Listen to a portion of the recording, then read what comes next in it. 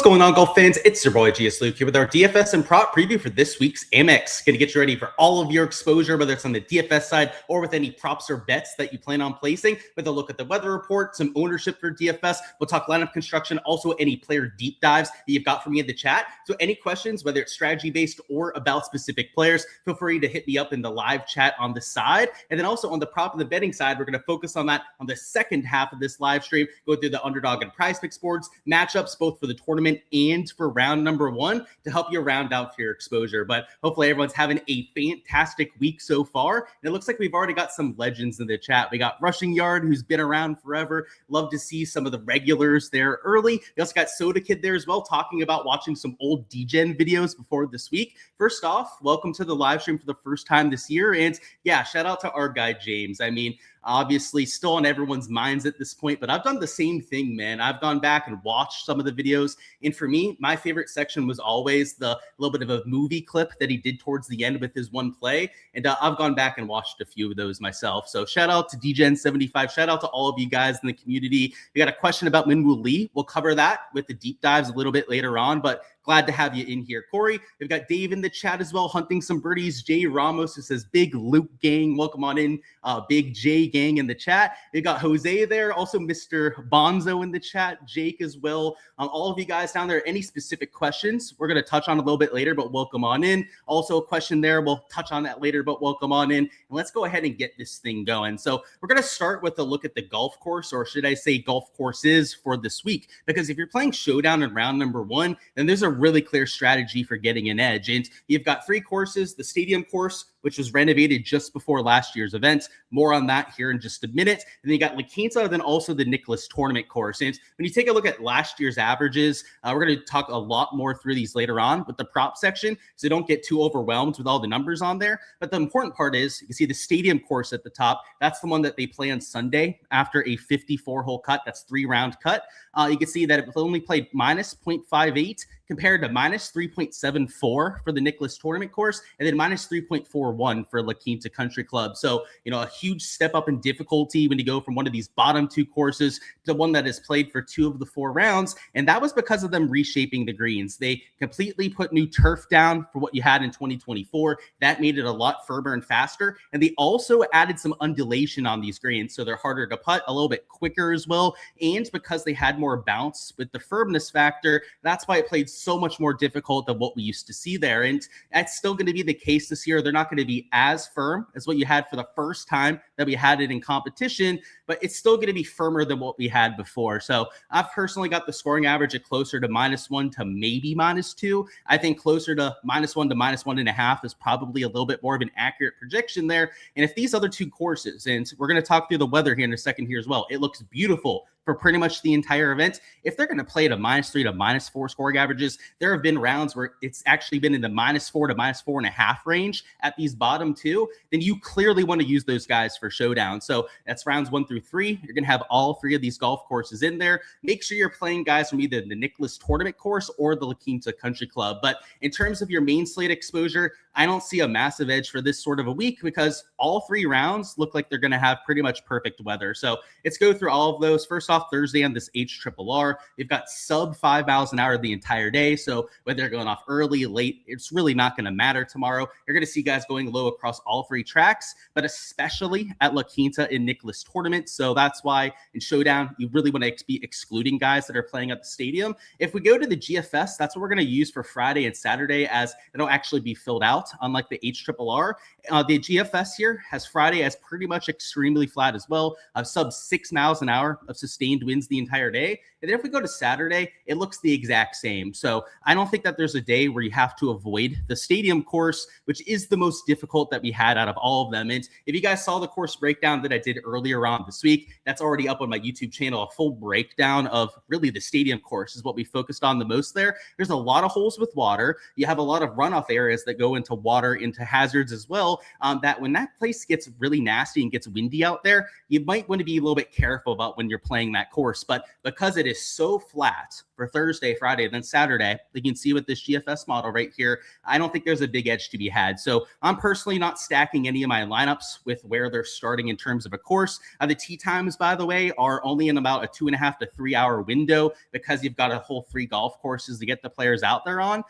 It is two sums. It's two sums off of both holes 1 and 10, which we hardly ever see on tour, but that's because this is a Pro-Am as well. And I didn't mention that in some of my previews earlier this week. I thought it was probably a given for a lot of people that are absorbing content. But if this is the first piece of content that you guys are seeing for this week, first off, blessed to have you guys here in the live stream to be the first piece of content that you guys are absorbing. But it is a Pro-Am format as well. So on top of the 54-hole cut line, they've got a few other things going on there as well. And players that are ignored by, or I should say annoyed by slow play, or people that really like to be in their own head and don't like socializing that much on the golf course, could be a little bit out of their element on a week like this. But from the weather standpoint, from the strategy standpoint, nothing massive to lean into.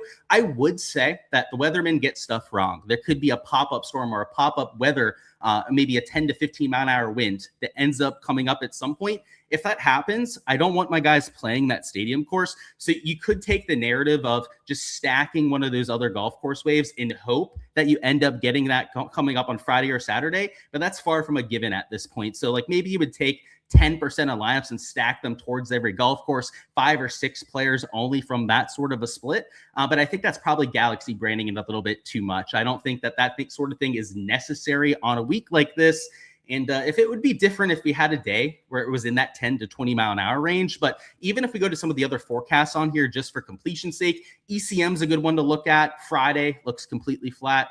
Saturday, it's in the 6 to 7 mile an hour range. So maybe a little bit more wind on this forecast for Saturday than some of the other ones. So maybe your narrative is, I want to avoid guys playing the stadium course on Saturday, but I'm personally not going to be doing that this week. I'm just going to be playing it straight up, trying to take guys that are low owned in my lineups. And the game theory edge is really going to be, especially at a variance event like this, Pro-Am set up a winning score close to -25, -30 any given year. Playing the ownership angle, making sure you're going to not duplicate yourself a million different times is far more important than where you're starting, in my opinion. So we're going to go through the ownership at the top end of the board, the players from 8K plus, and then afterwards, going to do any of the deep dives that you guys are looking for in chat. So if there's any players that you want to go through the shots gain metrics on, feel free to let me know. We've got the last 24 rounds that we can go through together. Also the last 12 rounds, so we can see how they played over the last 3, maybe 4 starts. They've also got event history, so we can see how they fared at this venue in the past.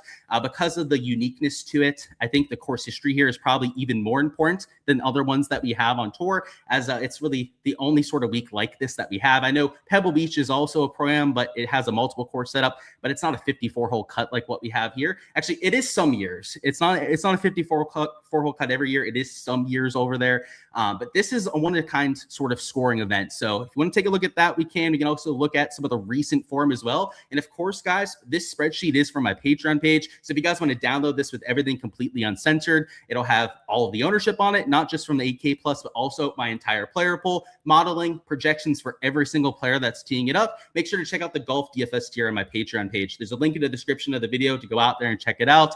And on there is where you guys can find everything that we have on this spreadsheet for main slate, also for showdowns and rounds 2 through 4. So if you aren't already a member, make sure to go out there and join. It's way cheaper than all the other DFS sites in the industry. And in my opinion, you're getting much more detailed analysis that is going to be more actionable as well. I cut out a lot of the fluff. I really just give you the information that you need for any given event so you can expedite that sort of research process. A lot of my members can attest to the kind of value that it brings to them. And if you haven't already tried it out, early in the season's a really good time to get in there. So again, link in the description, Golf DFS tiers, how you guys download all of this. Also, if you guys have any player pool deep dives, like I said, just throw those in the chat, and we're going to get to those after we go through the top end of the ownership here. But ownership up top is really Scotty Scheffler than everyone else. He's in a tier of his own at about 33%. And I would argue that 33% ownership probably isn't enough for world number one. And I know the course history is not the best, not really a top 10 finish over the last 5 starts here. However, that he did not play here last year. That was because of the hand injury that he suffered in the offseason. And he's a much different player over the last year or so. He started to make some putts. You can see this POA overseed surface over the last season or so. He's one of the best players that we have towards the top end of the board. So now he can fill it up with the putter enough. You can get to some like -6, -7 at those easier golf courses. It is going to be live to be in contention this week. I mean, I think his floor's a top 10 finish at worst. Top 5 finish is probably close to a 60-70% equity. In fact, I almost bet his top 5 at -140. That's the kind of floor that I think he's bringing to the table this week. And of course he wins. I don't think it's a guarantee that he pays off this $14,000 price tag, but there aren't enough elite level guys at this 9-10K range that I'm scared that 2 or 3 of them are going to pay off. And that's what's got to happen, right? If Scotty is not going to be optimal even as the winner this week, it's got to be 2 to 3 of these players that are finishing top 5, top 10, and getting to the top 5 of those DraftKings fantasy points. And there are a couple guys here that I think are legit plays. Like, you guys know I like Sam Burns personally. There are a couple other ones here that are good at Birdie Fest as well, but there's no world killers here. This isn't a major championship level field. This isn't even a signature field event where the 9-10K range is loaded with guys that could actually win this sort of a thing.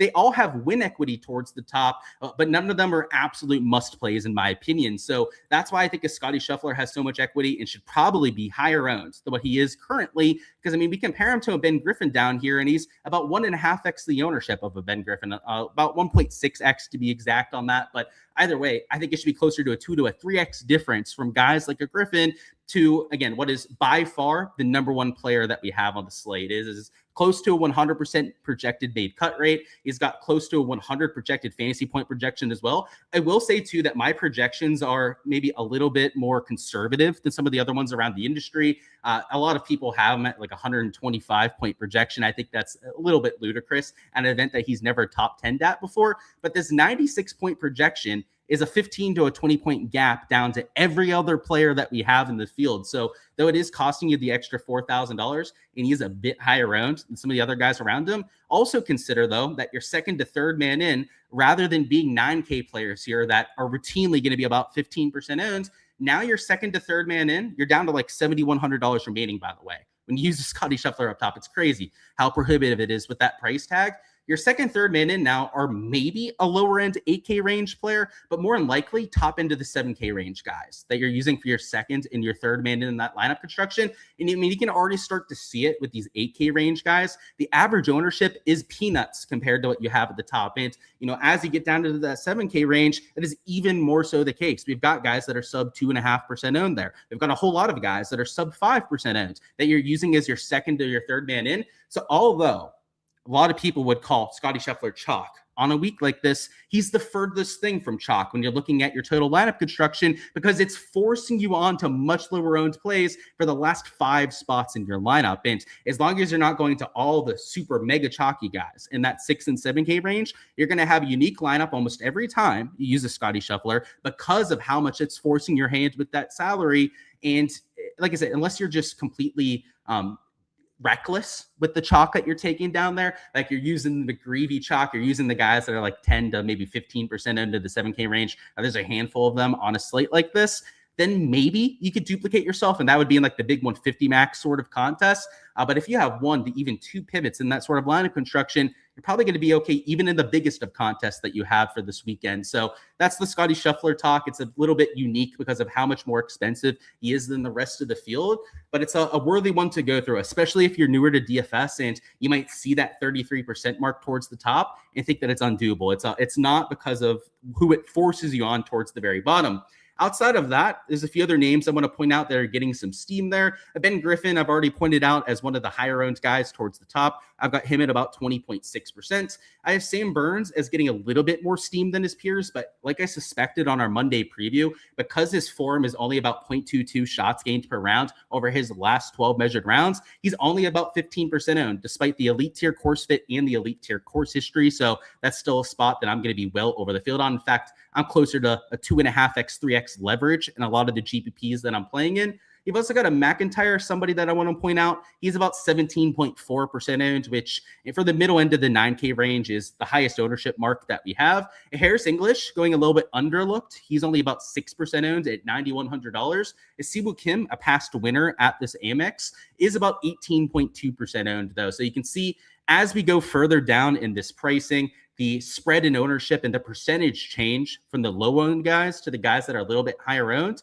increases. Like towards the top, for example, we're going to throw Scotty Scheffler out of there because he's in a price tier of his own. But these 10K range guys, your low-owned option would be an Obear. Your high-owned option would be a Ben Griffin there. That's a 2x difference from player to player. Now that we're in the 9K range, it's a 3x difference from an English to a Siwoo Kim. And when we get to the 8K range, there's going to be even more of that polarization. Polarization is that effect that we're talking about right there. And then as you get down to the 6 and the 7K range, it increases as you go further down that board there. So the result of that, by the way, the reason why I point this out so much and the reason why it's something that you should be thinking about when you're building your lineups in your player pool is that when that spread gets bigger and bigger percentage-wise, the game theory decisions that you're making matter more and more. When you're getting guys that are 0.1% owned towards the bottom, it's giving you infinite more leverage than your 10% owned guy in the 9, 10K range. So the result of that, of all that talk that we just mentioned there, is that if there's a few chalky pieces up here that you really like in lineups and that maybe on a Monday you were flag planting, you said like, I know I want to play this guy, the 2026 Amex, then that's okay if they're 8, 9, and 10K range players. And Scotty Scheffler, of course, included too. At that 14K mark, if they're in the 6 and 7K range is where you should start to maybe think twice about it, because those players are lower tier guys. There's a reason why they're priced in the 6 and 7K range as opposed to the 8 and 9K options. If they were more consistent, if they were towards the top end of the gambling odds, then they would be more expensive in DFS format. So if you're finding yourself on somebody like maybe McGreevy, by the way, is a 6K range guy, and he's almost 10% owned in my projections. And the ownership is cut off at 8K, so we're not going to see that on here, but a close to 10% owned guy in the 6K range is insanely chalky. And like up top, right, it would be like, what do you mean? Like 8, 9% owned? That's not that bad. But you're talking about 8 to 9% ownership at that portion of the board compared to guys that are literally 0.3 to 0.5% owned, priced right around a Max McGreevy. So that's why it matters a lot more. You have to consider that ownership with your 6 and 7K range options more than what you are up here towards the top. It's not to say that you can ignore ownership, right? Making some ownership decisions up here could be useful if there is some 6 and 7K chalk that you plan on playing. If there's somebody that's close to 7 to 10% owned down low that you really just have to use, first off, I would give you some pushback on that. There's no 6 and 7K range guys at the Amex of all events that are must plays this week. There's none of them. They don't exist. In fact, in my player pool, there's no chalk that I'm playing towards the bottom. That's the strategy that I'm taking this week. Pure dart throws, a lot of guys in my player pool, but pretty much everyone is sub 5% owned from $7,500 and cheaper. Towards the top up here, though, if you find yourself on some chalk, it's a little bit more okay. But if you like a Harris English, for example, like I do this week, I'm using Harris English. It's in my large field GPP lineups. Then you can maybe afford to take somebody like a McGreevy at the top end of the 6K range. So it's about giving and taking. When I'm using in English, I won't be using a McGreevy along there with him. I'm still going to be using him with some pivots towards the bottom end of the board. But making some of these decisions and taking somebody that maybe has a slightly inferior projection. For example, an English has a slightly worse projection than a Siwoo Kim, but English is still playing excellent golf over the last 6 months. So it's not like he's got a terrible projection compared to a Siwoo Kim. You go to the slightly inferior projection from the median standpoint, you're getting a third of the ownership. And when you take a look at their optimal percentages, I think that's really what you want to use to evaluate a lot of these plays. Siwoo Kim's going to have a higher optimal rate because of that raw projection being a little bit higher, but it's not going to be nearly a 3x difference, right? It probably isn't even a 2x difference from player to player. It's probably like 1.5 to maybe 1.75x difference. And I'm just, spitballing. I'm just kind of giving you some raw numbers here as an example, but it's true. It'll probably be at most like a 2x difference in optimal rate from play to play that you have and a $100 difference like this. And if there's going to be a 3 to 4, a 5x difference like you have in the 6 and the 7K range, then take the guys that are lower owned. That is what we call a game theory edge. That's the most important part about playing PGA DFS, not just for main slate, but also probably even more so for showdown for rounds 1 through 4. You really want to be leaning into that sort of thing. So that's the ownership in the 9K range. We'll scroll down to the 8K range and go through that as well. As you can see, there's some decent polarization there. In fact, though, maybe less polarization that we're used to seeing in this 8K range because there's nobody that's 15 to 20% owned. So maybe a little bit of a wacky one in the 8Ks. You can kind of just play your guys here because even the players like a Noren, a Kurt Kitayama, Michael Thorbjornsen that are the highest owned in the 8K range are only like double the ownership of some of these other players. And that matters. Double the ownership isn't something that you can completely ignore, especially across an entire lineup of 6 players. But 5% ownership is pretty low, as you would probably imagine for some of these guys that are being a little bit overlooked. But 10% ownership in the 8K range also isn't all that terrible either. So that's the ownership from 8K plus. If you guys want it for all the guys in the 6 and 7K range, you guys can find that on my Patreon page. I do want to point out the strategy that I'm using down low. Still like some of these value plays like a Kevin Yu. You can see he's sub 5% owned. So I love that ownership number that we're getting on a Kevin Yu there. Patrick Rogers is the chalkiest piece of value that I'm playing this week. I thought there was a chance he'd be 10 to 15% owned, but I've only got him at 8.9%. And he's as nasty as I'm getting with any of my exposure down there. The players that you're going to see me getting to, though, are these ones that are being overlooked. And give me some Nico Echeverria. I know he burned a lot of us last week, myself included, of course, who bet him outright and played him in my DFS lineups. But he was a chalky piece at another birdie fest. He was, 15, even close to 20% owned in some GPP contests. And now he's $6,900 at a very similar kind of course fit. And he's only 2.6% owned. Like, make that make sense, right? Like, these guys don't just drop off from a planet form from week to week. Like, they're allowed to have off weeks. They're professionals. They play 25 to 30 times a year. Give them some grace, especially high upside players like an Echeverria that's won multiple times on tour, and give me him as opposed to somebody down here that's getting a lot more steam. And let me see if I can find some of that chalk here. A Doug Gims getting some ownership. A Mac Meissner as well is probably double, even close to triple the ownership of what we have on Echeverria there. That's going to be my strategy for almost the entire 6K range. And another example would be like a Tony Finau at $6,600. First off, $6,600 Tony Finau. I mean, what are we doing at this point? You're talking about somebody, a multiple-time tour winner, one of the best players on tour just a couple years ago. And I know the form really fell off towards the end of last year, but he had a break. He had some time to spend some time with family, work on the swing, maybe figure out what the hell was going wrong with his ball striking towards the end of last season.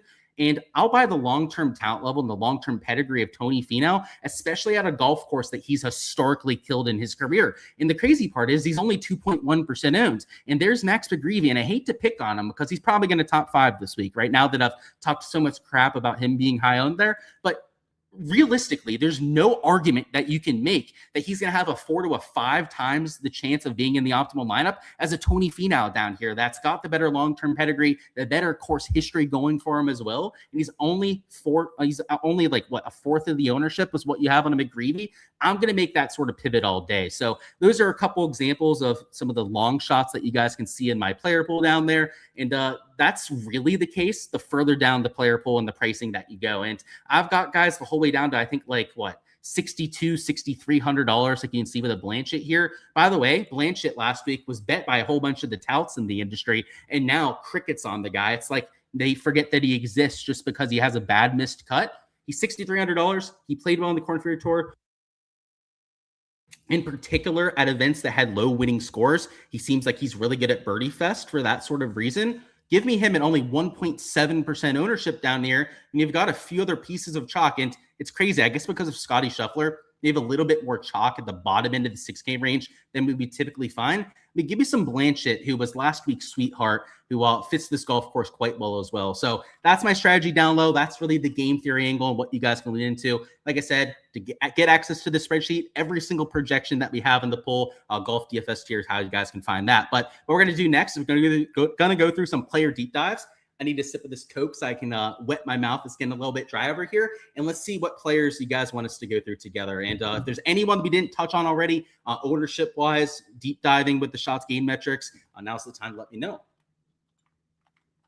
Got to go way back to find some of these early questions that we had.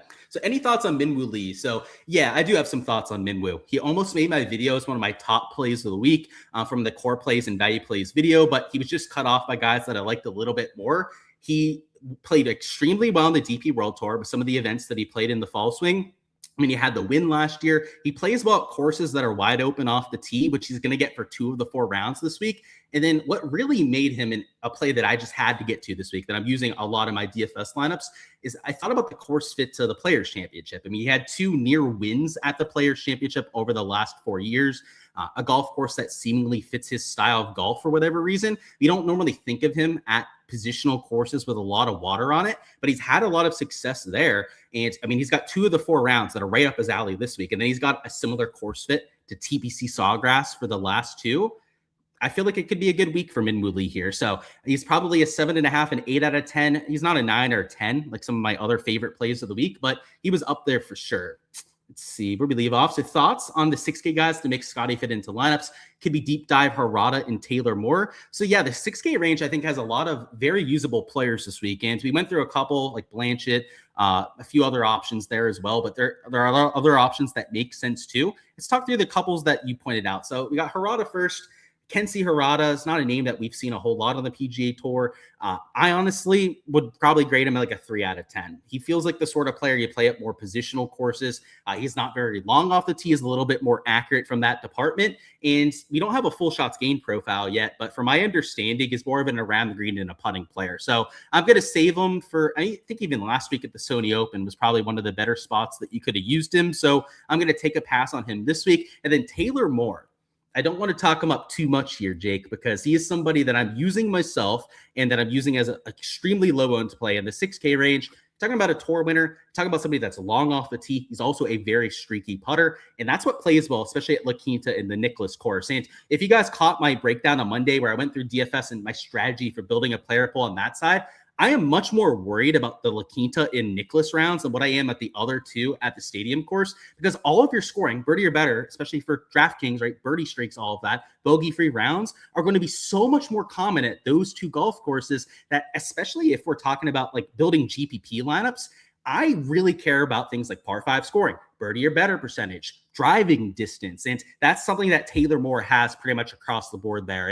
It's also how I'm getting onto some of my 6K range plays. Guys that can get hot off the tee and with the putter are the kind of players that actually have top 10 potential at this event. So I think really sharp with that second one. Harada, like I said, 3 out of 10. I'm not going to give you too much crap on that because he played pretty well last time out. But yeah, I think there's better courses for him. What are my thoughts on the new Canadian who is the Sudsy Yellow? I'm not even going to try to pronounce that, but yeah, Sudarshan's his first name.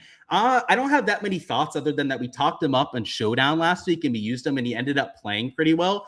But I feel like people, when they're early in the season, especially touts, like the different shows that you see around the industry, they want to have that cool, like hipster name that they can throw out there. And because Sudarshan had really good approach in off the tee stats last week, like he's the guy that everyone's latching on to. So reality is, he's probably a pretty bright prospect. Like he's probably in the top 5 of the Korn Ferry Tour guys that we have on tour this year. However, now you're buying him at the apex because all of these shows have talked him up as their like one guy that they decided to pay attention to last week. There were plenty of other newcomers that impressed me too that aren't getting that kind of steam. So the ownership's a little bit higher than I think you would like on that, Andrew. That's the one real downside to it. And I do think he's got a bright future coming up. What's going on, Notes? Welcome on in. And he said, Pro-Am 54-hole cuts, but money to be made. Yeah, absolutely. Not ideal, but there's still GPPs to take down, still bets to cash. So, we're going to stay after it. It is going to be a slow pace of play, but at least they do spread it out over 3 golf courses. So they'll get it done in decent time there. What's going on? Nathan, welcome on in as well. Yeah, hit the like button if you guys haven't already. Welcome on in. Jay as well, one of the regulars here on the channel. Let's see. Is the cut still top 70? I believe so. So it's going to be a larger cut than normal. I am not 100% sure on that, though. I have not read any previews from the PGA Tour this week. I'm over that at this point. I used to do that a few years ago to catch up on stuff. But I know these courses like the back of my mind at this point. I believe it's top 70 in ties. If they changed it on us to top 65 in ties, I guess that could be a possibility. But yeah, most likely. He said, you need a winner. Happy New Year. Well, if you need a winner, then you should go out there and craft one yourself, right? Because it's gambling. If you're going out there and wagering on someone to win, then obviously there's going to be odds on that involved. But hey, best of luck to you if you need a winner. That's not what we cover here, though. This isn't where you're going to get locks or anything like that. We're very pragmatic here, very logical. We know what we're getting to when we're entering lineups. We know that only one person can take down the GPPs. But hey, if you have any questions or anything like that, feel free to let me know, man. I just don't like seeing that from people in the comments. Like if you need something, first off, I don't know why that's the case. Maybe you're behind on money or something like that. There's much better things to be doing than gambling. So that's why when I see comments like that, I give this kind of response because it's not healthy. That's not something that you should be doing. And again, I hate to be the Debbie Downer, but if that's the case, Chris, then again, look to other ways rather than that. A Pro-Am seems right up Cantlay's alley. It for sure is. The slow pace of play, he's also had a really good track record at this course in the past. POA in general is a good putting surface for him. It's a POA overseed, so a little bit different than a pure POA, but I think that could make sense. So many good plays this week. I agree with you on that, man, especially some of the new guys there. So, hey, if you want to look to one of those guys to bet on, it would make sense. For me, by the way, to go back to your, maybe you weren't saying that before. Maybe I overreacted to what you said. I'm betting guys that are long shots this week. So that's also maybe the thing that makes this week not the best for outright betting is if you're going to take long shots, like I am at 100 to plus to 1, like I'm not expecting that to hit very often. So it's not a good week to take somebody that's at low odds. So I would probably save it for another week if you're looking for that. Luke, you bet the under on strokes for Valimaki, Cantlay, and Scheffler. Are you donating cash or what? I wouldn't say you're donating cash. We're going to get to the prop side later, so I'm going to save the analysis for that, Jose. But it does look like calm conditions. I could see some low scores out there. But, of course, man, it does depend on the pricing. It always depends on what course they're playing as well. So I'm going to give you some more nuanced stuff later on. But just let me know if you have any questions. Scotty is the third place in this tournament back in 2020 when he blew the lead to Landry and finished in third. Yeah, I know that. I was talking over the last 5 years. He doesn't have a top 10, though, and that's since 2021. If Scotty makes the putts, it's all over. I agree with you on that. That's the case anytime he tees it up, though. Literally any golf course, any type of course, if he gains 5 to 6 strokes putting, he's going to be the one hoisting the trophy. Thoughts on Gerard and Brennan for the under on birdies? We're going to talk props later. Now is not the time for that. Chris Kirk, a decent pairing with Scheffler at the ownership. I'm not a big fan of Kirk at this course, but he's played really well here in the past. So we normally look for the power guys, the par 5 scorers, the guys that can make a whole lot of birdies, and that's not what Kirk is really good at. But if you take a look at the course history, and I guess we'll go ahead and bring that up so I can show you guys in case you haven't deep dived this before yourself. I know a few years ago, he almost won the event. Yeah, the T3 finish is really what comes to mind, but even him just making all these cuts is better than I would have expected. Had the T16 back there in 2021 too. I'd have to give him a 6.5, a 7 out of 10 this week, and especially because he's not getting a lot of steam down here. The ownership is in a similar range to Echeverria, where he's like 2.5% owned. A good way to start to offset some of that ownership. And realistically, the ownership's not really a big talking point for a lot of these guys down here. Like, for example, everyone except for McGreevy. There's a couple other guys that are really popping with the form, like a Doug Gims getting some ownership, a Lee Hodges. Who else? That's really about it. Maybe an SH Kim too, because of how he played at the Sony Open are guys that are getting a little bit more steam than some of their peers. But outside of those, like handful of players in that $6,500 to $7K range, they're all sub 3% owned. So yeah, the ownership is going to be good on those sort of guys. And a Kirk, because of the course history, I think makes a lot more sense than some of the other ones there. Again, we're going to save the prop questions for later. So if you have those, we're going to be touching on that in like 25 minutes. So hold on to those. What am I take on Gary Woodland? So G-Dubs, normally more of a grinder. He's not the kind of guy that we see shoot -8 very often. He's done it a couple times over the last year because his putter has cooperated more than it typically does. This isn't the greatest course fit for him. However, I'm playing him this week, Jay. And the reason for that is he's sub 3% owned in large field GPPs. And he's somebody that's just a way better player than the guys priced around them. You've got guys that have missed like 10 of their last 15 cuts priced around him. You've got guys that are losing ball striking across the board. Then you've got G-Dubs that just had a very consistent season, was kind of going under the radar the entire time, that I think is being completely disrespected with the ownership. So I'd have to give him like a 7 out of 10 there. Let's see. Hey, Luke, been a minute. Appreciate everything you do. I know this is about Showdown, but can I give a thought?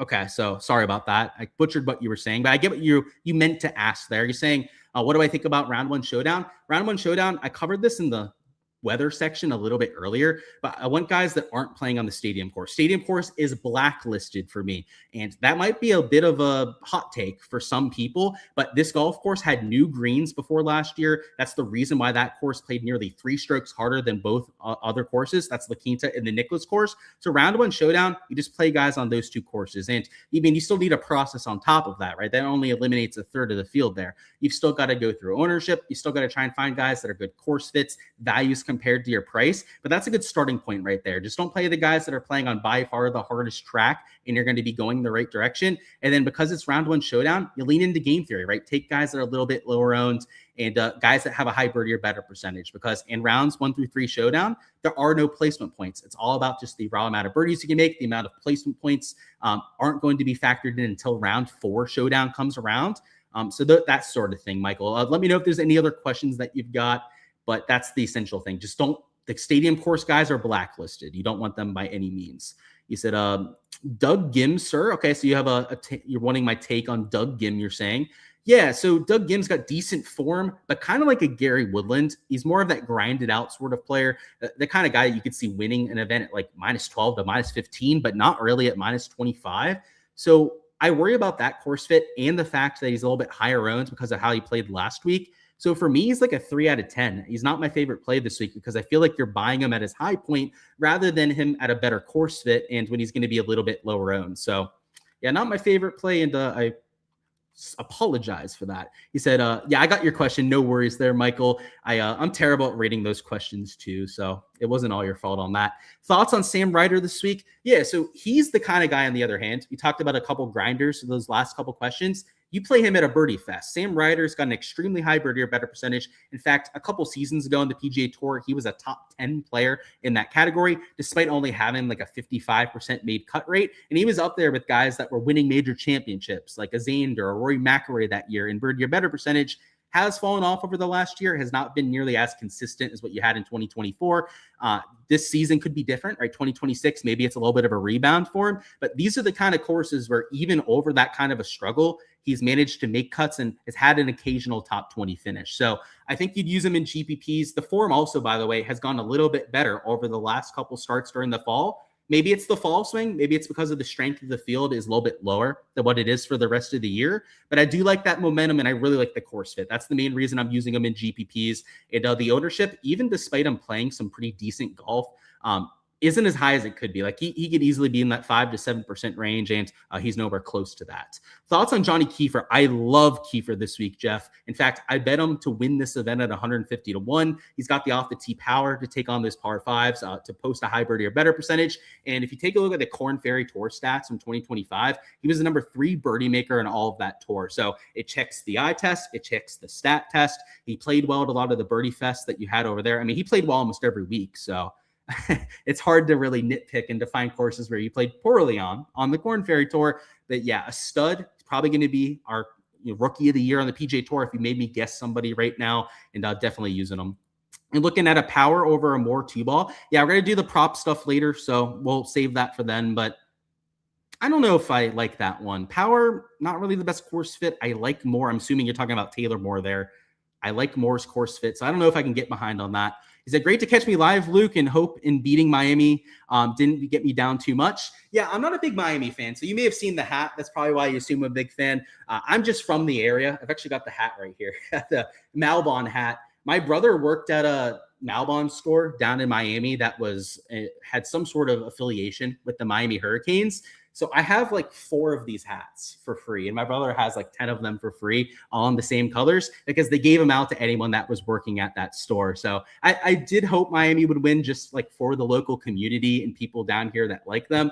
But I'm a Pitt fan, and Pitt is bitter rivals of Miami. In fact, we've spoiled Miami's championship hopes a couple times over the last 10 years. So I don't like them too much, especially when they're playing my Pitt Panthers. But you said in a DFS team in the $7,800 to $8,900 range, is that a good leverage play to avoid all of those players?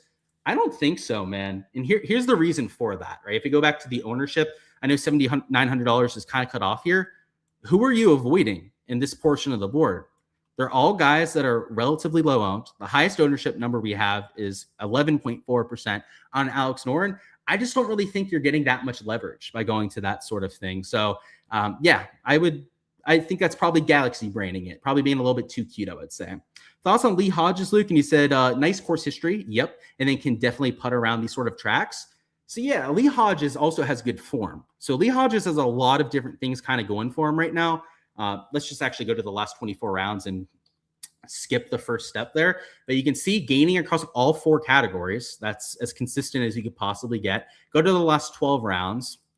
We'll find the right Lee. He's losing off the tee, but gaining 1.5 with the putter. So this sort of punting momentum is a really good sign for Lee Hodges. And here's something to note about him is that he is a very streaky player. In the past, he went like top 5, top 10, and then win, and then completely fell off the face of earth.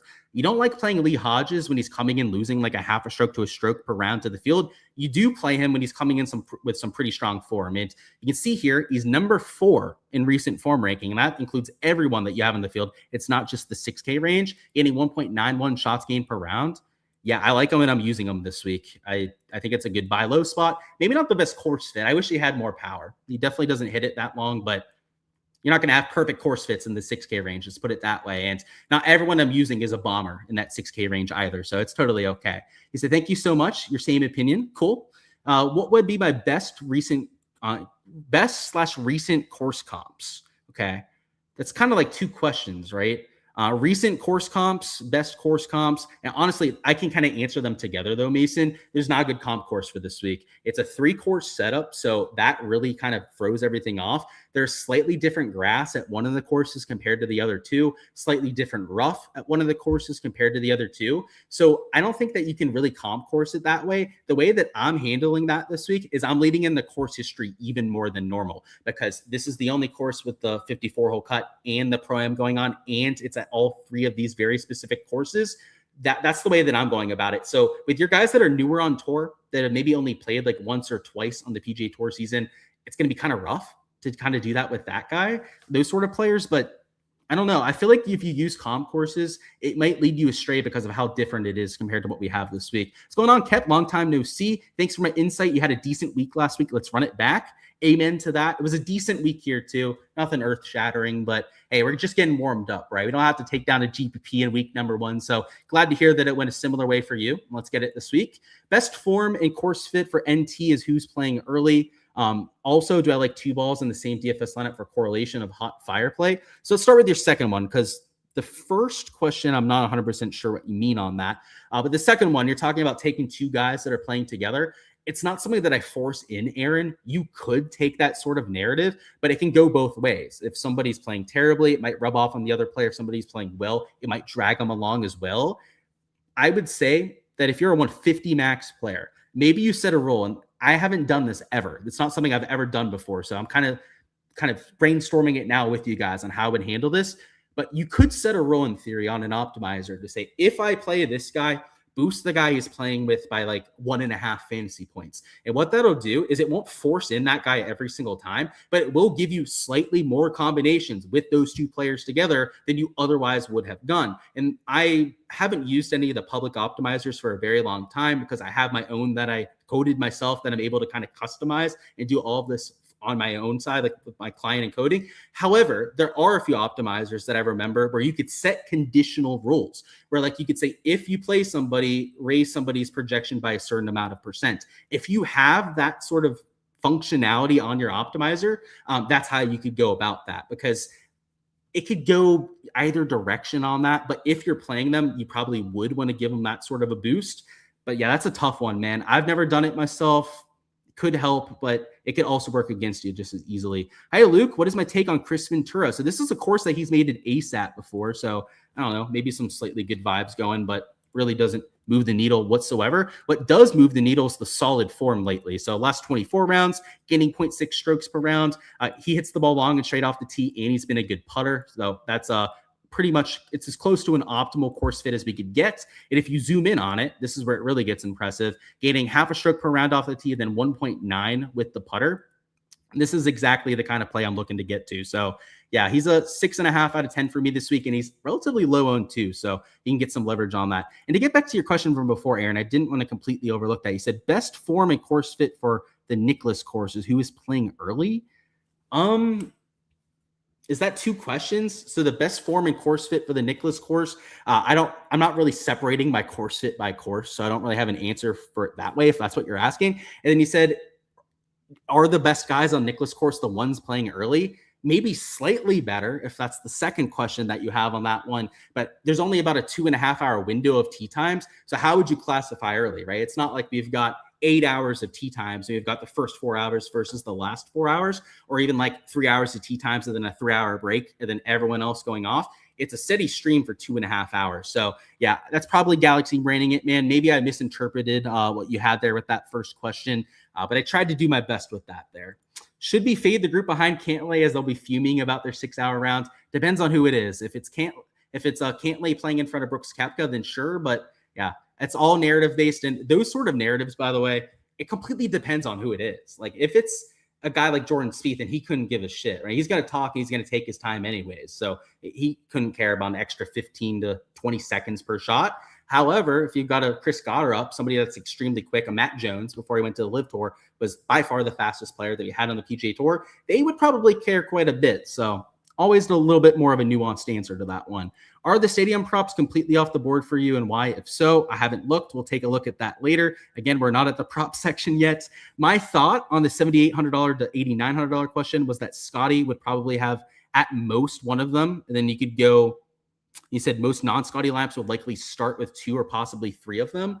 So yeah, but you have to think about that in like 2 different cases, right? If you're going Scotty, I don't think you have to avoid that sort of a range because you're talking about a completely different sort of lineup construction. So yeah, I'm going to stand pat on what I was saying on that one before. Those guys are low owned, and I don't think you're going to see 2 to 3 of those guys in lineups. Like they're low owned for a reason. Like there's sub 100% ownership on that 8K range, which is something we hardly ever see. There's going to be a lot of guys going with the double 9K range, maybe the 10K guy, one 9K guy, then one of those 8K range guys ends up sneaking in there. You're hardly ever at all going to see 2 or 3 of those guys played together, in my opinion. He said, thanks, Luke. Would I say that Putnam and Blades Brown are good course fits this week? It's a good question. And of course, I've got you with any of the questions that you've got. I would say that they're average course fits. And here's the reason for it. They're good putters, which is half the battle this week. So that's why they still are 5 out of 10.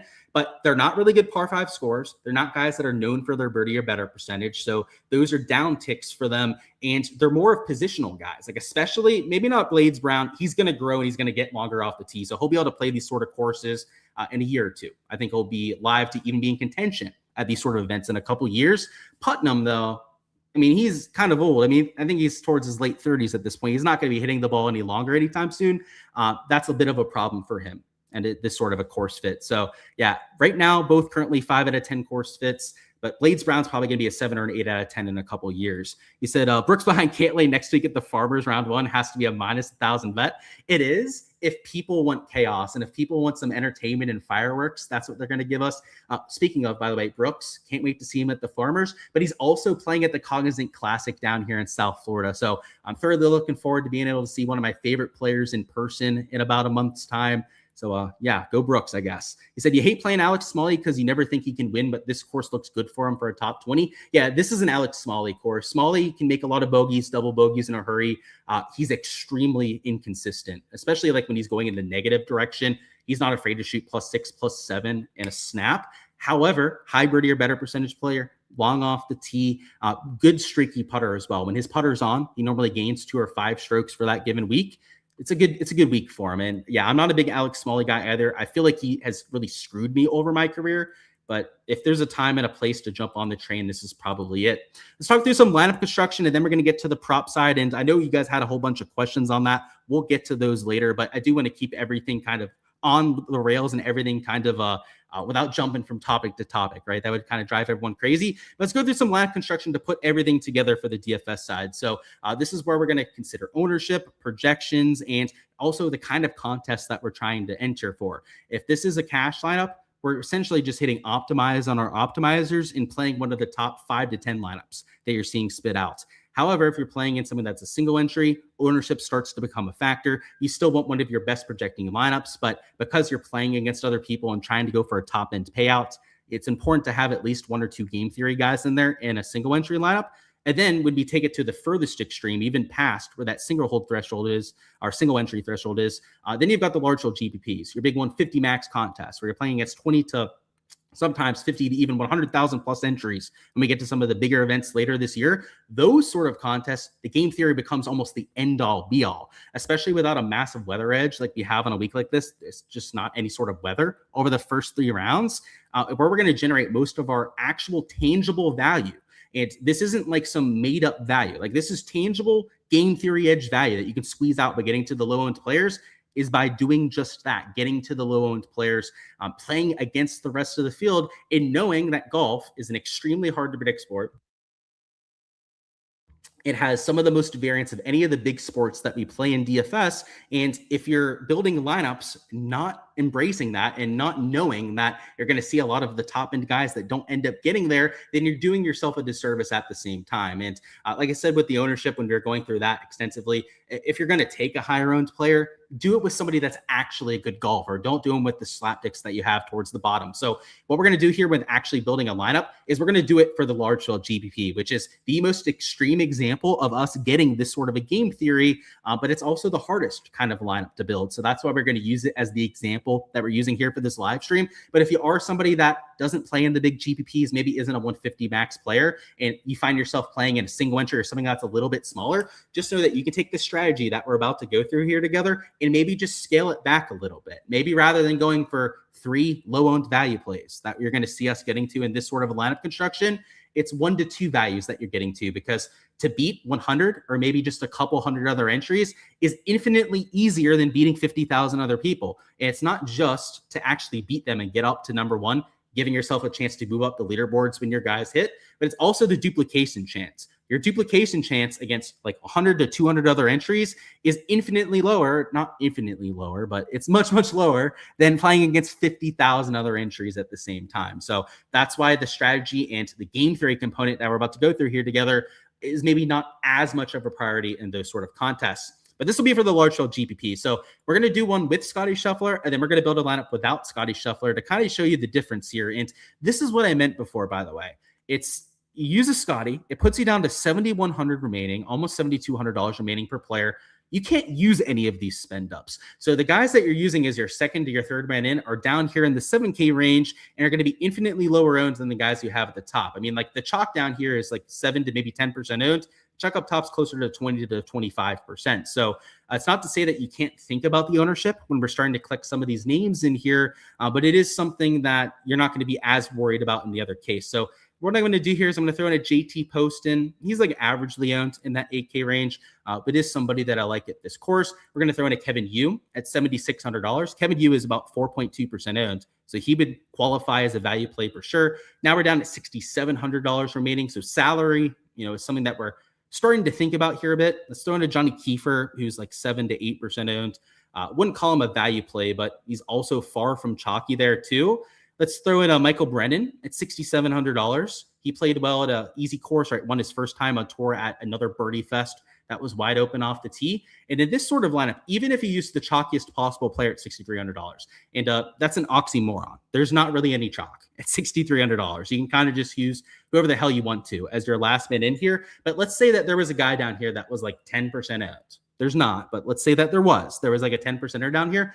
Even if you threw the 10%er into this sort of a lineup, you would be totally fine in the big 150 max contest because of these other game theory decisions that we made. And it wasn't like we had to like even be that intentional about it. Like it just kind of happened because of the kind of salary that we were at.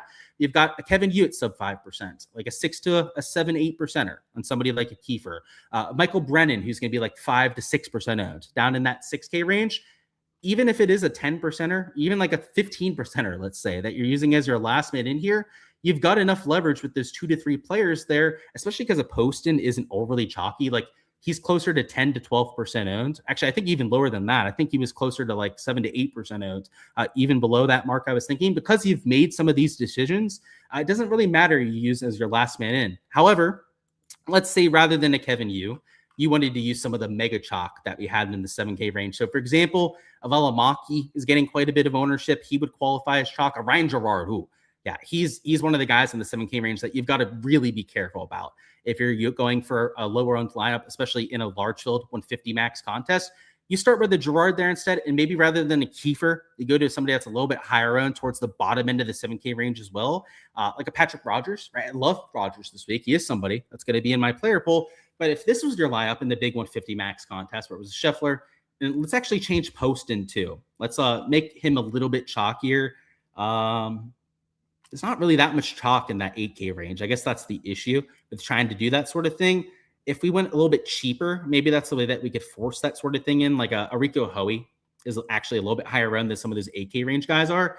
If we went with this sort of lineup and you had $6,700 remaining for your last player, this is where you couldn't be lackadaisical about it. That's where actually, if you went to like your Lee Hodges here, who we mentioned, top 5 form of the field, somebody that does make a lot of sense for this event, but because he's a little bit higher owned than some of the other guys around them, there's a chance that if you spent all of your salary and you used a Lee Hodges to round off this sort of a lineup, that this would be duplicated in large field GPPs. And it's not like insanely big differences on any of these players with the ownership, but that's the fine line that you have to navigate when you're building large field GPP lineups.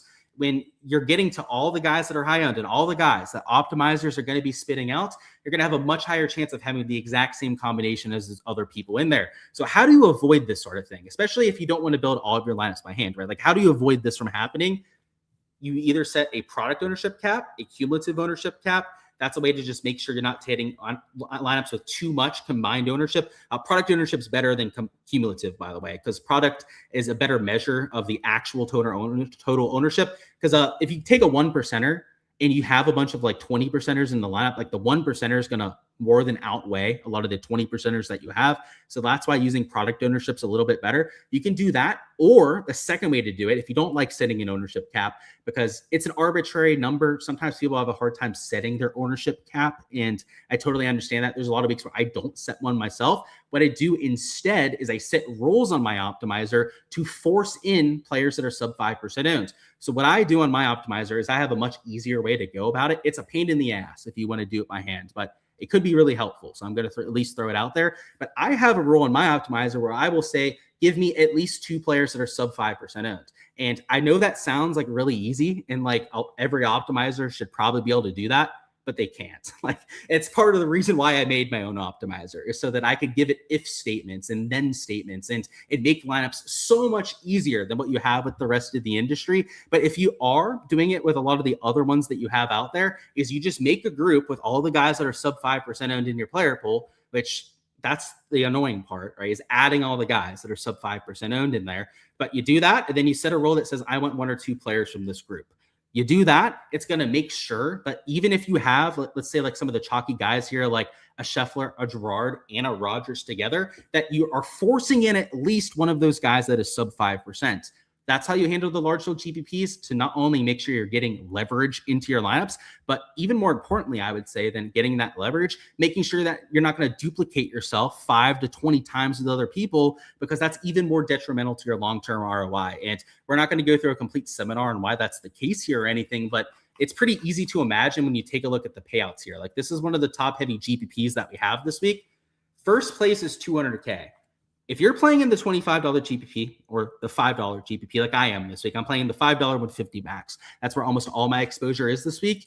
You're playing it to win first place. In the case of the $5, it's a little bit flatter than what we have here. It's a 7th to first place. That's why I liked that one a little bit more. This is a 3rd to first place. It is super duper top heavy. It is top heavy as you could possibly get, pretty much, for one of these sort of contests. If you duplicate yourself 5 times and you're sharing all of these payouts among 5 people, I mean, let's just do some mental math here. It's $300K for the top 3, and you're adding another $25K on top of that. So $325K is supposed to cost 5 people. What's that? Like, I don't want to sound like a dumbass here. Was it $75K or something like that, or close to no, less than that, like $65K, $67.5 or something like that among the different people? It's nowhere near the $200K that you'd be making for first place. In fact, it's lower than the second place payout that you'd be getting splitting among those 5 people. So that was a crude example. My mental math on that one was terrible. It's late in the day. Don't blame me too much on that one. But I think you guys get the point by it, right? Is duplicating yourself severely limits your long-term ROI, especially because, and here's the reason why, like, some people would say, oh, but they won first place. Like, who cares, right? Like, they still won all that money. Here's the reason why, if you're building that way over the long term, it's going to screw you. Because the lineups that are entered that are not duplicated a bunch of different times in these GPPs, their hit rates, just like the hit rates of like English versus Siwoo Kim, right? It was like a 3x difference in ownership, but the actual optimal percentages were just hardly off. It's the same thing here. Your win percentage with lineups that are not going to be duplicated a million different times have marginal, actually sometimes even higher win percentages than the lineups that are going to be duplicated a million different times. So we know that's the case. Why the hell would you be entering lineups then if they're going to be duplicated 5 to 10 different times? It is never worth it. in the large field GPP. So that's why we're so stringent about getting some of those lower owned players in there and playing that game theory edge. So if you're playing without a Scotty Scheffler, let's go ahead and build that lineup here together now as well. You do have to think a little bit more, because now rather than having 4 to 5 spots where we're going to have sub 10%ers that are pretty much guaranteed, now we're going to have 2 to 3 guys up top that are going to be a little bit chalkier. So let's go ahead and start this one off with an Aubert. I think he's being disrespected this week. In fact, one of my favorite plays towards the very top end of the board. Let's throw in a Sam Burns too at $9,800 in the 8K range. Let's maybe not take like the chalk of the all chalk, but let's go ahead and throw in a JT Post in there again. This sort of a start now. We've got about, what is he, like a 12%er in Aubert. So he's not mega chalky, but he's chalkier than some of the guys in the 7K range. That's for sure. You got a Burns who's like 15% owned. You got a Poston in there at 10%. We're not looking terrible from that game theory perspective, but if we're not careful about these 7K range guys and we take a whole bunch of chalk down here, like a Ryan Gerard, we could even go Hoey again, right? He's getting a little bit more ownership than some of the other guys around them. Now we've got no one in this lineup that is sub 5% owned because we weren't careful about some of those 7K guys that we took. And now if there was a piece of chalk at $6,600, and I guess there is actually, there's SH Kim and then Max McGreevy here that are a lot more popular than their peers. You round off your lineup, especially with the McGreevy at $6,600. This lineup that you may think would have no chance of duplicating with other people has 5 to maybe even a 25 times the chance of duplicating in some of these other lineups around them. And literally all you have to do, it's not rocket science, guys, to lower your chance of duplicating like almost 50 to even 100 times if you leave some salary on the table, is leave $200 on the table and take somebody that's a little bit lower owned. Like, for example, rather than spending all your money at $6,600, maybe we go down to $6,400 down here, and maybe you like Sudarshan this week, Yellow Miraju, and you use them in your lineups that way. You could leave some salary on the table. By the way, Sudarshan's still getting some ownership, so you'd still be taking somebody that's like 4 to 5% owned. But because you didn't take the chalk of all chalk and spend all of your salary, your duplication chance is going to be peanuts compared to those other lineups. And that is, at least in the large 150 max sort of contest, what you should be doing 100% of the time. It is never worth it to spend all of your salary and use chalk across a different board. Let's say that you really wanted to use McGreevy here. Well, if you wanted to make that sort of thing work, maybe you go back and rather than using a Hoey at the $7,700 mark, this is where you go down to a Kevin Yu instead. Right. And like, obviously DraftKings kind of frowns upon us actually clicking out whole lineups. So I guess let's take Kevin Yu out of there. But let's assume that it's somebody that's sub 5% owned, that you have leaving $100 or $200 on the table. That can be where you get that leverage and where you ensure you're not going to be duplicated a million different times. I will say, though, that this 7K chalk like a Gerard, this is why it's so unplayable. And especially the 6K chalk like a McGreevy, it's why it's so unplayable for me on a week like this, is because even in lineups where you're getting some differentiation towards the top, it starts to force your hand with some of your plays towards the bottom. And you have to start to be careful not to duplicate yourself a million different times. That's not the ideal situation that we want to be in. We want to have leverage in at least 3, maybe even 4 spots in all of our lineups, and in particular, the larger field contests that you're entering. So that's the lineup construction. That's the DFS side that we have for this week. Let me get a sip of my drink. Let's see if there's any last second DFS questions that we need to go through. And then afterwards, we're going to go through some prop stuff. And we've got averages that we're going to go through, also conditions for round number 1, and also some exposure that we're going to play on Prize Picks and on the sports book. So if you're here for that sort of action, for stuff to tail for round number 1 and for the entire event, you came to the right place and you joined us at the right time of the live stream. But let me see if there's any last second questions for DFS first, so we can put a bow on that and then move on. Let's see. They added a octagon cage to TGL and had Cantlay and Brooks. That would be must-see TV. Yeah, that would be fun. There's a few matchups I'd like to see get into the octagon and go at it, but that'd be towards the very top. You said, yeah, Brooks, Bryson. That was kind of the one I was thinking of, but probably a few others even. Like, I know Bryson doesn't like Cantlay either. They had a kind of a going at it when they were playing at the BMW Championship. All of those would be pretty good. Maybe just have all 3 of them fight at that point, right? They've all got beef with each other. It'd be a pretty fun fight. Is the putting data on Fitz a bad POA putter, single or noise, given that you got to work on your wording of your questions a little bit, but I do get what you're saying there. You're essentially asking whether the putting stats on POA are like a single round or whether it's super noisy. It's not. So those stats we're looking at before, Aaron, to go back to that, they are a long-term sample size. They're 24 round sample size on this type of grass. And if they don't have 24 rounds, it's all of the rounds that they have over the last entire season. So since the beginning of 2025. So it's a rather large sample, minus 1.22 shots per round. They don't play on the surface a ton. So it's not like Bermuda grass. It's not like a pure bent grass surface that we're going to see 15 to 20 times every single year. But even then, yeah, it matters. That's not just a noisy little thing right there. And a good question, by the way, because anytime you see stats, you want to know where it's being pulled from. But those are baseline stats. That's what the baseline means in the parentheses, is that it's a more of a long-term sort of thing. And baseline, by the way, is at least the last year. Sometimes my baseline stats are even last 3 to 5 years. It kind of depends on the stat category. He said, you're pretty sure Hoey, Meister, and McGreevy will steam to 12% plus in single entry. I agree with you on that. And I think adding that tag at the end in single entry is really, really sharp, and something that I think a lot of you guys could learn from in the DFS streets. Is in single entry, the chalk becomes chalkier. And we used to do really detailed ownership deep dives after every single event. And I just didn't have enough time to do it during football season. Maybe after the Super Bowl, we'll bring that back here for 2026. But what we would do is I would download the ownership for the big $5, $25 GPPs.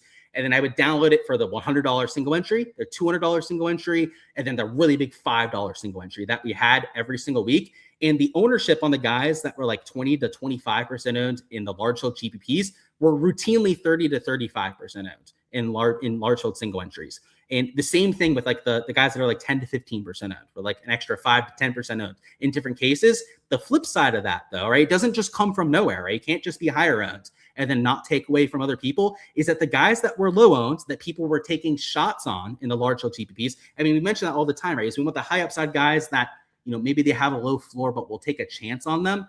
People do not use those guys in single entry. They are just not used whatsoever. So if you know that ahead of time, and you know that there's going to be guys like, and I think you're spot on with those, by the way, a Hoey, a Meissner, McGreevy will definitely get some steam in those sort of formats, then you can adjust for that and account for that in your single entry format. So spot on, really sharp stuff there, Aaron. I know that you've been playing DFS for a while, if you've noticed that sort of a trend.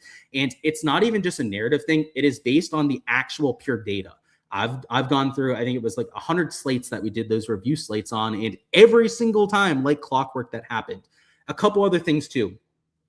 Large field GPPs, people hardly ever played weather edges. So if there was like a big weather edge before the week started, large field GPPs, hardly any ownership difference. And that's changed a couple times because there were some big weather edges over the last 6 months where it was a little bit more substantial, but like a half a stroke to a 1 stroke advantage, no difference in the large field GPPs. However, in single entries, sometimes double the ownership on guys on one side of the draw. So a couple things to keep in your back of your mind when you're building lineups is the kind of contest you're entering really, really matters. And by the way, to get back to that thing with like actually building lineups, is it makes a lot of sense. If you're actually hand building your lineup, it's easier to go out there and go after a weather edge than doing it on an optimizer. And sure, you should know how to do that kind of stuff on an optimizer, or else you shouldn't be building lineups on an optimizer to begin with. But there are a lot of people out there that don't know how to do that sort of thing, and it shows with the numbers. What's going on? He said, just wanted to say excellent stuff and keep doing my thing. I appreciate you, Mono.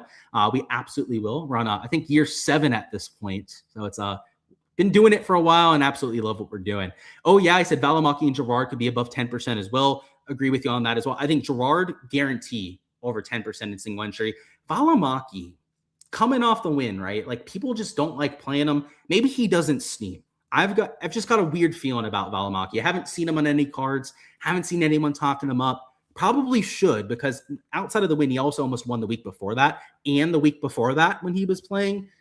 I don't know. Sammy could be a low-owned little dark horse this week. I shouldn't say low-owned. Maybe like an averagely owned dark horse that you could consider. He said he missed the deep dives. Do I like Chandler Phillips this week as a cheap option? Yeah, we can go through some more deep dives. So Chandler Phillips plays well at Birdie Fest. I mean, you don't play him at a grinded out sort of course. I don't think we've ever seen him really get into contention at that sort of format. The form is okay. He's a little bit better than the average over the last 12 measured rounds. I would give him a 5.5 of 6 out of 10. Now, here's the saving grace on that. 5.5, 6 out of 10 doesn't seem that good. In reality, that's slightly better than average. So just keep that in mind. I'm very black and white. I'm very blunt about my ratings, right? Like I'm not afraid to call somebody a 2 out of 10 in a sucky play. A lot of other touts are afraid to kind of have that conviction. Chandler Phillips, like a 5.5 out of 10 in the 6K range is a rather good play because you've got a lot of dog shit plays around him that are like 1 or 2 out of 10. So Yeah, I think he's an all right option. And sorry, I just realized I was on the other tab doing some of that. But yeah, he's right here next to a Tony Finau is only $6,500. A 5.5 out of 10 at that range is far from the worst play that we've seen. Let's see, let's bring it back up over here. We've got, is Dan Brown a good pivot off of Hodges? I like Dan Brown this week. I'm using him in my player pool. He's one of those DP World Tour guys that played particularly well. And finishing top 10 on the DP World Tour isn't a guarantee that you're going to find success on the PGA Tour. But Rob McIntyre, I mean, he went from, when he first got on the PGA Tour, he wasn't that good his first 6 months. But now he's a superstar, top 5 player, top 10 player at the very worst on everyone's rankings. We had guys like Pavon come over, and he won the Farmers his first year. Dan Brown is that same sort of guy, right? He has that same kind of pedigree, finishing in the top 10 from that kind of tour. So yeah, give me some of them. Amen on the product over additive. Absolutely. Yeah. Additive ownership can really throw you off, especially like it's not really the case with golf. Like we don't get like 80%ers on golf that often, but like NBA DFS, you know, an 80%er can completely cloud your cumulative ownership when you've got like 2 sub 5%ers in that lineup that are more than offsetting that ownership elsewhere. So yeah, completely agree on that. Thoughts on Akshay? So the only worry I have for him here, man, is that he played the TGL yesterday. I don't think those guys that were at the TGL, at least I didn't watch the TGL. Maybe they talked about it and I'm wrong about this. I don't think they were at the golf course this week. Like I feel like they showed up after they, you know, got on the jet after that match and went out there. That slightly worries me, but he is a top 15 birdie maker on the PGA Tour last year. That's one of the best marks of anyone in the industry. Regardless, in this field, it's top 5 in birdie or better percentage. And that's one of the most important stats that I was looking at. So yeah, give me some Akshay, man. I do worry about the jet lag though, and whether he actually played any practice rounds this week. He said 33% to first sucks as a tournament setup. And you wish that there were more 10% to first and 10% of that. I agree with you on that. That's my kind of thinking there as well, man. The 10% to first payout structure is actually a little bit too flat for me. I prefer 15 to 20% to first place because I do like getting a good payout to first. Like in the contest that I'm entering, that's 175K. I ideally would like a 30 to a 35K to first kind of payout. I'm playing it for 25K to first, so it's a little bit worse than that, but I agree with you that in general. And yeah, all or nothing, baby. Yeah, if you're playing into those large field GPPs, you play it to win first place. You don't play it to finish in 4th, 5th, just been like 5 or 6 extra bankroll back. That's not going to change your year, right? You know what is going to change your year? Those 50 to those 25 to 50K payouts. They will definitely do so. Another reason to get low on dudes is that in golf, you have no clue what's going to happen and the volatility is massive. Exactly. It's the most volatile sport that we have out of all the big sports. So if you're looking at ownership and you're not incorporating that, then you're definitely doing yourself a disservice. Am I still not playing Scheffler and Showdown? Yeah, I don't know why you would get that sort of idea. I'm playing Scheffler and Showdown when he's playing on the right golf course, right? So when he's playing the stadium course, I won't be using Scotty Scheffler, but I will be using him when he's playing at La Quinta in the Nicklaus course. And he's starting on La Quinta, so I would play him in Showdown tomorrow for sure. So maybe I said something that had you thinking otherwise, that I wouldn't be using him in Showdown, but I absolutely will be. He's in my player pool. He's one of my top plays of the week, Showdown included. Thoughts on Christo Lamprecht as a flyer? Oh, Christo, somebody that only really the golf tryhards know about a lot. So Christo Lamprecht, unbelievably long off the tee. He's pot guider long. He's also from South Africa. So maybe there's something in the water down there with how they're hitting the ball that long. He's like 7 foot tall too. I don't think he's actually 7 foot. He's like 6 foot, like 8 or something nuts. He's an absolute horse of a human being. However, he's unbelievably volatile. And that's not just volatile like, oh, he's going to be PGA Tour volatile. I'm talking about Korn Ferry Tour volatile. You take a look at his track record in much weaker fields. He had a bunch of missed cuts on the Korn Ferry Tour, a bunch of events where he finished like 40th or 50th.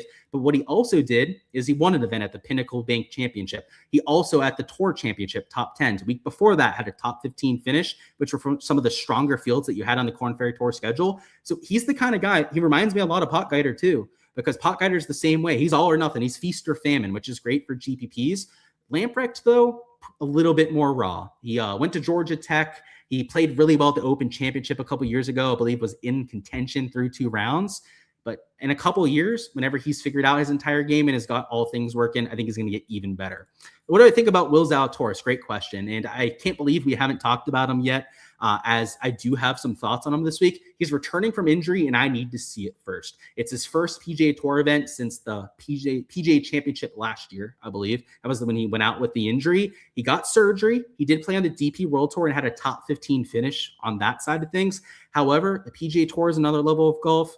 there's going to be some pressure. This isn't really the best course fit for him either. I know he's got a bunch of like top 25s at this course, but getting into contention, I believe he did it once out of his like 5 to 6 starts here. I like him more at grinded out sort of courses where you don't have to gain 5 to 6 strokes putting. Historically, Will Zalatoris, one of the best ball strikers that we have in the world, however, really struggles on the greens. And if this is going to be a putting contest that's won at -25, then that has him as a slightly below average play for me. And the injury stuff on top of that is why I'm not playing him personally, but I'm rooting for him. He's one of the best guys on tour. I loved what he was doing with some of those movie cameos, but I do worry about him earlier this year. Thoughts on Cootie? Cootie, really good birdie or better percentage player, was number 7 on the PGA Tour in the category last year. He plays well off the tee, heavy courses. He hits the ball long and straight.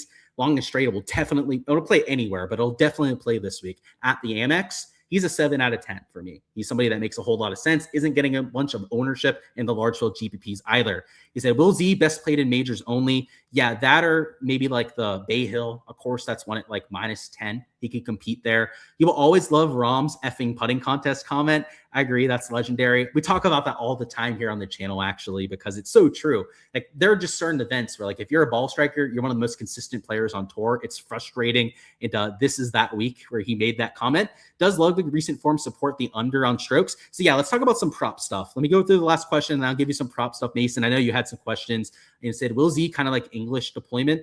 Yeah, English better at this grinded out sort of courses as well. But I just want to throw out there, English this week at 6% ownership. I really like the play for large field GPPs. But let's talk through some prop stuff, Mason, and then we'll go through your question there. So on the prop side of things, we've got 3 different golf courses to break down. And this is probably the most important aspect of your analysis this week, is make sure the props that you're breaking down are for the proper golf course. Obviously, the sports books have to be doing the same thing, and they're going to be bound to make a mistake at some point this week. Round number 1, though, I went through all the boards that we have available. No obvious mistakes that they've made at this point. But, when we get to Friday night, Saturday night, and these lines makers, the teams that are working on them, maybe enjoy themselves a little bit, have a few drinks and go out and aren't as locked in as they need to be, that's when the mistakes tend to happen. And over the last few seasons, I could tell you that we've caught their pants down a couple times with them doing so. And I'm somebody that on the weekends, if I'm going to have fun with my friends, I do it during the week, right? I'm able to do it when I'm not doing content, not trying to stay locked in on the tournaments as much as what I am over the weekend. The weekend is the exact opposite for me, right? All over the weekends, I'm drinking Red Bull on a Friday night. I'm drinking Red Bull on a Saturday night to go out there and try and find our value, because these lines makers are not doing that sort of thing. And a lot of times we are able to grind out really good slates because of that. So the reason why it's so important to know where they're playing is that the difficulty difference from this top course, which will be played for 2 of the 4 rounds, by the way, they're going to play each of these 3 courses one time over the first 3 rounds. And then the last round would be played at the stadium course that we have here at the top. But that's by far the hardest of the 3 golf courses. You can see the scoring average is only -0.58. The scoring average of the other 2 courses was more than 3 strokes easier at the Nicklaus course, just under 3 strokes easier at La Quinta Country Club. And the birdie or better rate was 1.8 higher at the Nicklaus tournament course and about 1.4 higher at La Quinta Country Club. So we mentioned showdown strategy, only taking guys that are playing the Nicklaus tournament course or La Quinta Country Club. I would say Nicklaus course is probably even the best out of the 3, but La Quinta, there's actually been a couple years where La Quinta has played easier than the Nicklaus tournament course. The reason for that, by the way, is the pin location setup. Like if they choose really easy pins on one of the golf courses, that could obviously kind of equalize it out a little bit. They can't set up the stadium course easy enough with the pins to make it as easy as these other 2 this year. And by the way, if you're just joining us, the reason why it played harder last year and the reason why it'll be the same thing this year, maybe not as drastic, but it will still be the hardest out of the 3, is that we have new greens at this course. And new greens, if you guys are newer to breaking down courses, means that you have very firm greens. They're bouncy. They're going to be much harder to hit. And on top of that, the changes that they made on the green complexes themselves were to add slope and to make them even faster than what they were before, hence adding even more difficulty to the course. So although the weather, to circle back to that, if you're also just joining us, the weather for tomorrow looks pretty much ideal. I don't think it could be any better than what they're calling for. Essentially no wind, sub 5 miles an hour for all of Thursday. However, at the stadium course where it's going to be bouncy like that, I think it's only going to play like -1 to -1.5. I don't think it's going to play close to the -2 to -2.5 that we've sometimes seen at this golf course because of the fact that the greens are getting broken in. And this isn't like something that's like questionable. We've seen this happen plenty of times on the PGA Tour before, it takes like 3 to even 4 full seasons before the greens end up playing to their true receptiveness. And because this area has not gotten any rain this week, the greens aren't going to be that soft either. So birdie average, I have going up to like 4 to 4.25 per round. I do think it's going to play slightly easier than last year, but not by that much. Bogey or worse average maybe goes down to like 2.5 per round. So that's how we get that calculus up to the minus 1.5 mark at the very best. Fairways hit, that may go slightly down, actually, maybe to like 8.25 per round. I don't expect it to move very much, though. Around 8.3 per round is probably pretty good to expect. And then the green regulation average, I do think it will go slightly up, as the greens will be a little bit more broken in than what they were before, but nothing over 13 per round. Like maybe it goes at most up to like 13 to 13.1 per round, but it's not going to jump up like an entire green compared to what you had last year. Whereas these other 2 courses at the bottom, the Nicklaus and La Quinta, under really easy conditions, and they're going to be just as receptive as they normally are. We could see this play to -4 to even -4.25. And that'll depend on the pin location setup. I don't think we've gone those quite yet, so we're not going to have the time to deep dive those here on the live stream together. But if these courses are set up to a 5 out of 10 pin difficulty, they'll probably play at least -3.5, -3.75. If they're set up to like a 2 out of 10 difficulty and they really want to let the scoring happen for these amateurs, it's worth noting that because it is a pro-am, they do set this course up a lot easier than normal so that the amateurs aren't going to take forever to finish their damn rounds. We could be talking about a -4.5 scoring average if everything were to really cooperate over there. So that's why I think the Nicklaus Tournament course, La Quinta Country Club, there's a lot of value that we could take for the overs on birdies or potentially even the unders on strokes. Whereas, and this is where the hot take comes in, the stadium course is where I think there's going to be a lot of fade value, because I don't think it's going to play nearly as easy as what it typically does when we have those calm conditions, because of the fact that they completely resodded this golf course. So I think there's quite a bit of value to attack on the sports books as a result of this. Speaking of, let's go through a slip that I've entered on Prize Picks. So first off, we're going to start with a fade first, which people would not be expecting at this course, but hear me out on this. It's an under on Tom Kim birdies, and he's at 4.5. And as you guys can see here towards the right, he is playing at the stadium course. The stadium course is where we have those firmer greens. I'm expecting the average to be in the 4 to 4.25 range. And Tom Kim, I love the guy. I used to call him Tom Him, the GOAT, right? When he was new on tour and he was looking like a top 5 player in the world at like 22 years old. Last year, he was dog shit. I mean, he was as bad could get. He ranked outside the top 110 on tour in birdie or better percentage. So if I think the average is going to be 4 to 4.25 per round, you know, I hate to bet against my dude because I love him so much. He's still in my top 10 favorite players in the world. Like, it's not like I hate the guy by any means at this point. Still love him, but I mean, let's just be realistic about it. He's nowhere near the player that he was before. At least as of right now, I'm hoping that he can find some form this year and figure it out. But it's at a golf course with like a 4 birdie average, and he's at best a field average player in this sort of a field. So give me that under on Tom Kim. He is at even money at 4.5 on a site like Fanduel, but I don't agree with their pricing. I think that they are far too optimistic for the stadium course. A lot of that having to do with the receptiveness of the greens. And I've been doing this for 6 years professionally. I know these golf courses better than these lines makers do at Draftkings and Fanduel. It's why I've been able to consistently make units against them doing so, even with the kind of juice that we're inherently getting on these pick'em sites. Like, it's not like we're getting plus 100 odds on these, not even close to it. -130 to -140 odds is normally a pretty big hurdle for a lot of handicappers to overcome. But when you can properly break down golf courses, somebody that's played competitive golf like myself and truly understands what these players are actually facing, is why I have enough trust in myself to still take something like Tom Kim for the under at 4.5, even though he's close to even money on those books. I just disagree with their take on it. I don't think that they've looked at the reshaping in the greens nearly enough. And that's why I see some value on that fade side of things. But on the other side of this is going to be a 3x payout, by the way, because we had the fade and the positive stance mixed together. That's going to be an Eric Cole over on birdies, and he's at 5.5 birdies or better, and he's played this course. It's the Nicklaus Tournament course, by the way, that he's playing, which is the easiest. Go back to the averages, was the one with the 5.64 birdie average last year. Eric Cole's played that course 3 times in his life, and he's made 7 or more birdies every single time. So not only has he covered it, but he's covered it with ease every single time he's cheated up there. And he's somebody that over the last 24 measured rounds, we're going to go to bet the number on this actually. This is a bet the number. We saw this earlier, but bet the number, a huge part of our process here in 2026, because not only do we have the averages that you can see up here, I will say though, the averages are I don't want to say like pointless this week, but kind of, because there's 3 different courses. These are going to kind of throw you off if you're looking at those. But what I really like about this page, and what we did bring this up for, is we could take a look at the last 24 rounds, and then we could take a look at these specific categories and who's been the best in that specific category. And let's do that, right? Birdie or better percentage. Number 1, Scotty Scheffler, Rico Hoey, Patrick Rogers. Rogers has 3 top 7 finishes his last 4 starts. So no shit, right? He's up there at the top. Max McGreevy too. He played really well during the fall swing. Credit to him and the way that he's trending. However, look at that at number 5. Eric Cole, the number 5 birdie maker of all the players that we have in the field. That's ahead of Sam Burns. That's ahead of Ben Griffin, who has a win over that stretch. That's ahead of players like a Dunlop, who won here last year. That's ahead of guys like a Cantlay and other studs that we have in that 9 and 10K range. Eric Cole is making 4.79 birdies or better per round. And if we scroll down to like what is the average is about 4 per round. That means that over that sample size, this is just rough, napkin math that we're doing right here, he's gaining about 0.8 birdies per round to the field.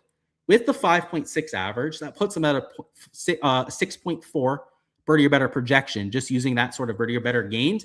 Then you add on top of it his course record, how he's done at the Nicklaus tournament course over the years. And that's why I have him as a clear value towards the over. And, the difference conditions wise, and the reason why I'm okay taking an over and an under at the same time at the same event, is that it's not the same course. You have a course with much firmer greens, much more water on it. You have to be a lot more conservative at the stadium course than what you have at this Nicklaus tournament course. And that's why we're going to take that sort of a slip there. So there's going to be some fade value at the one course and a lot of overs that make sense at the other 2. Of course, guys, for all the different slips that I'm entering for this weekend, you guys can find that on my Patreon page as well.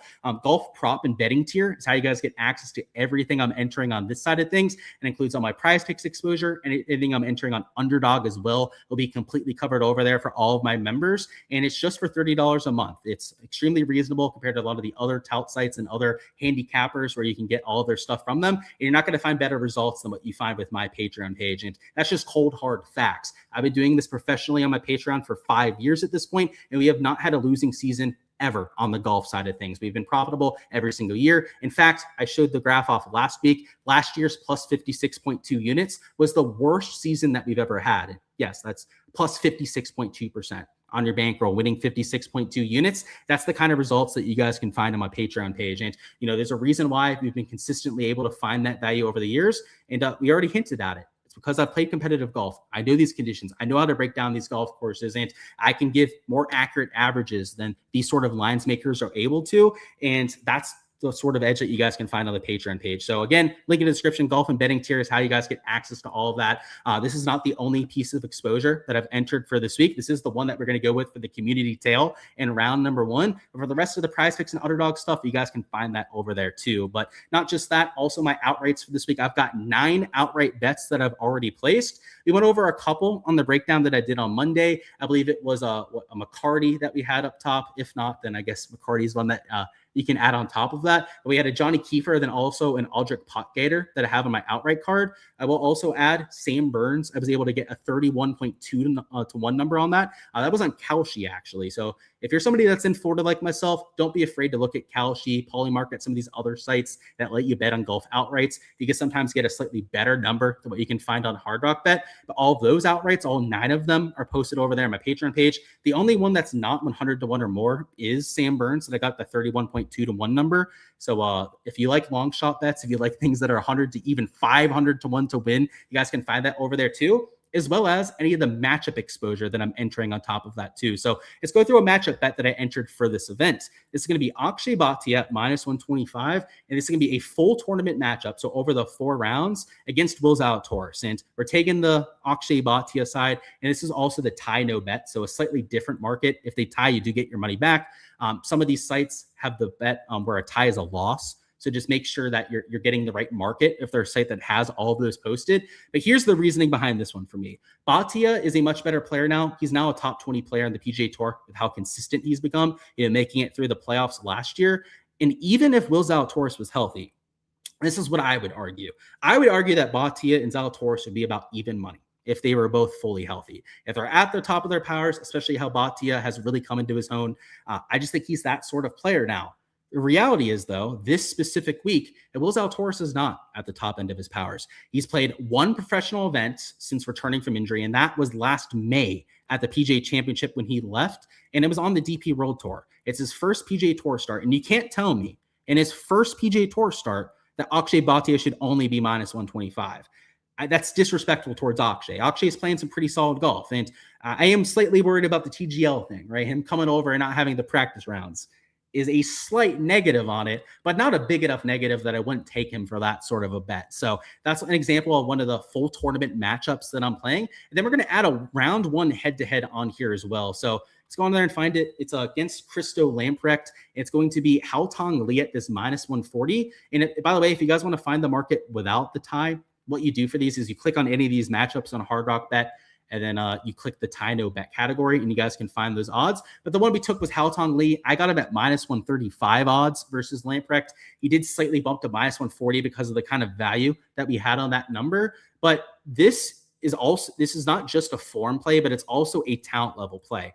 Haotong Li plays on the DP World Tour. He was a top 10 player on that tour last year, one of the best players in the world on that side of things. Lamprecht was towards the top end of the Korn Ferry Tour, right? The top, I think it was top 20, ended up getting the PGA Tour cards. Maybe it was top 25. Either way, he was in that top 20 to top 25, but he was extremely inconsistent on the Korn Ferry Tour. The DP World Tour is a higher level tour than what we have on the Korn Ferry Tour. Not drastically different, right? It's not like the PGA Tour compared to the Korn Ferry Tour, but the DP World Tour still has a higher average quality of player than what we have on the Korn Ferry Tour side of things. And you had Lee, who's gaining 0.31 shots gained per round on the DP World Tour, and Lamprecht, who's losing over 0.3 strokes per round on the Korn Ferry Tour. The reason why he got his tour card still, despite him losing strokes over the last 6 months on the Korn Ferry Tour, is that when Lamprecht plays well, he finishes top 5 or wins. Like that's kind of his thing, right? He's like an Aldrich Potgieter, a low floor player, but has a lot more upside than the other guys around him. When we're playing a head-to-head market like this, even on just a one-round market, this is the round one matchup, by the way, between Haotong and Christo Lamprecht, you want the more consistent player. You want the player with the higher floor for this sort of a matchup, and that is undoubtedly Haotong Li there. And when I think we even got him at minus 130 odds. He was at like minus 140 on sites like Fanduel already, so it was slight line value in comparison. Now at minus 140, which is about the same number that you could get on Fanduel, it's not like it's heavy line value, but even at that minus 140 on Fanduel, like I still think it's value.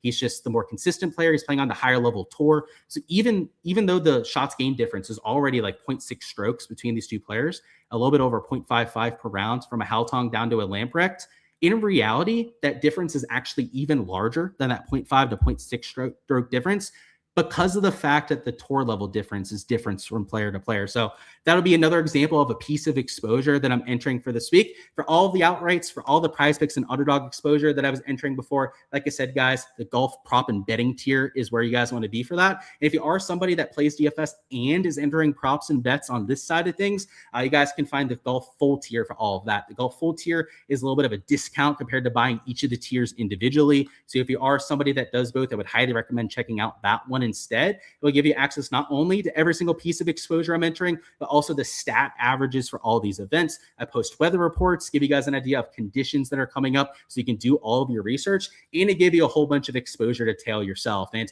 it'll never just be exposure without any sort of rhyme and reasoning behind it. I always give you guys all of the logic so that you can choose whether you agree with that for yourself, and you can pick which pieces of exposure to actually go out there and enter. And I think that's massive with any touts out there, right? You should never just be blindly trusting anyone, even people that have proven track records like myself, because I make mistakes. I'm far from perfect. I know that, right? I embrace that as much as humanly possible with my process, because if you don't admit your faults, then you're never going to be able to improve them after the fact and figure out, what parts of your process could be a little bit cleaner in the future. And I think that aspect, that, humility in this betting process, in this betting space, is rare, and it's really important to actually being a good long-term player, because no one has the answers ahead of time. Heck, these props and these boards are always morphing as time goes on. There are different categories that are easier to attack than others, depending on how they're getting priced. And you want to have that fluidity and that ability to kind of cater yourself depending on what you're getting. And that's exactly what you'll get on my Patreon page. You get the rhyme and reasoning behind it. You figure out how to find line value for yourself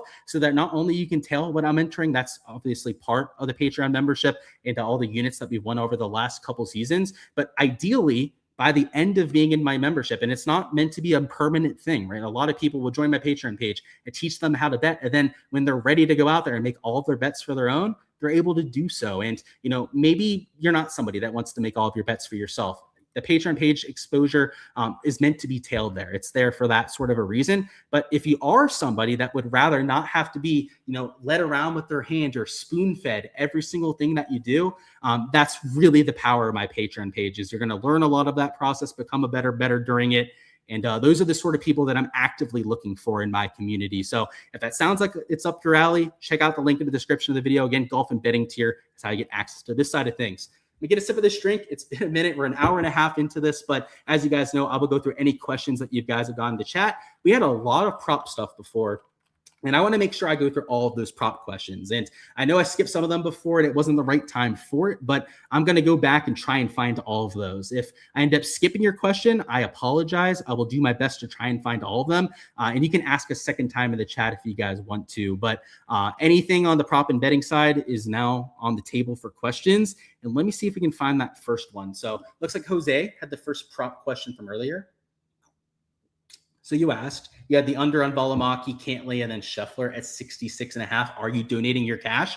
I wouldn't say so, because all of those guys are playing at the easier golf courses. None of them are at the stadium course, which is really where all my fades are coming from. And you're talking about Scotty, who I think is really live to win this event. I mean, he's my core play for a reason this week. Cantlay with pretty good course history. And then Valimaki, if you take a look at my course modeling this week, he's number one because of how well he's played over his last 3 to 5 starts.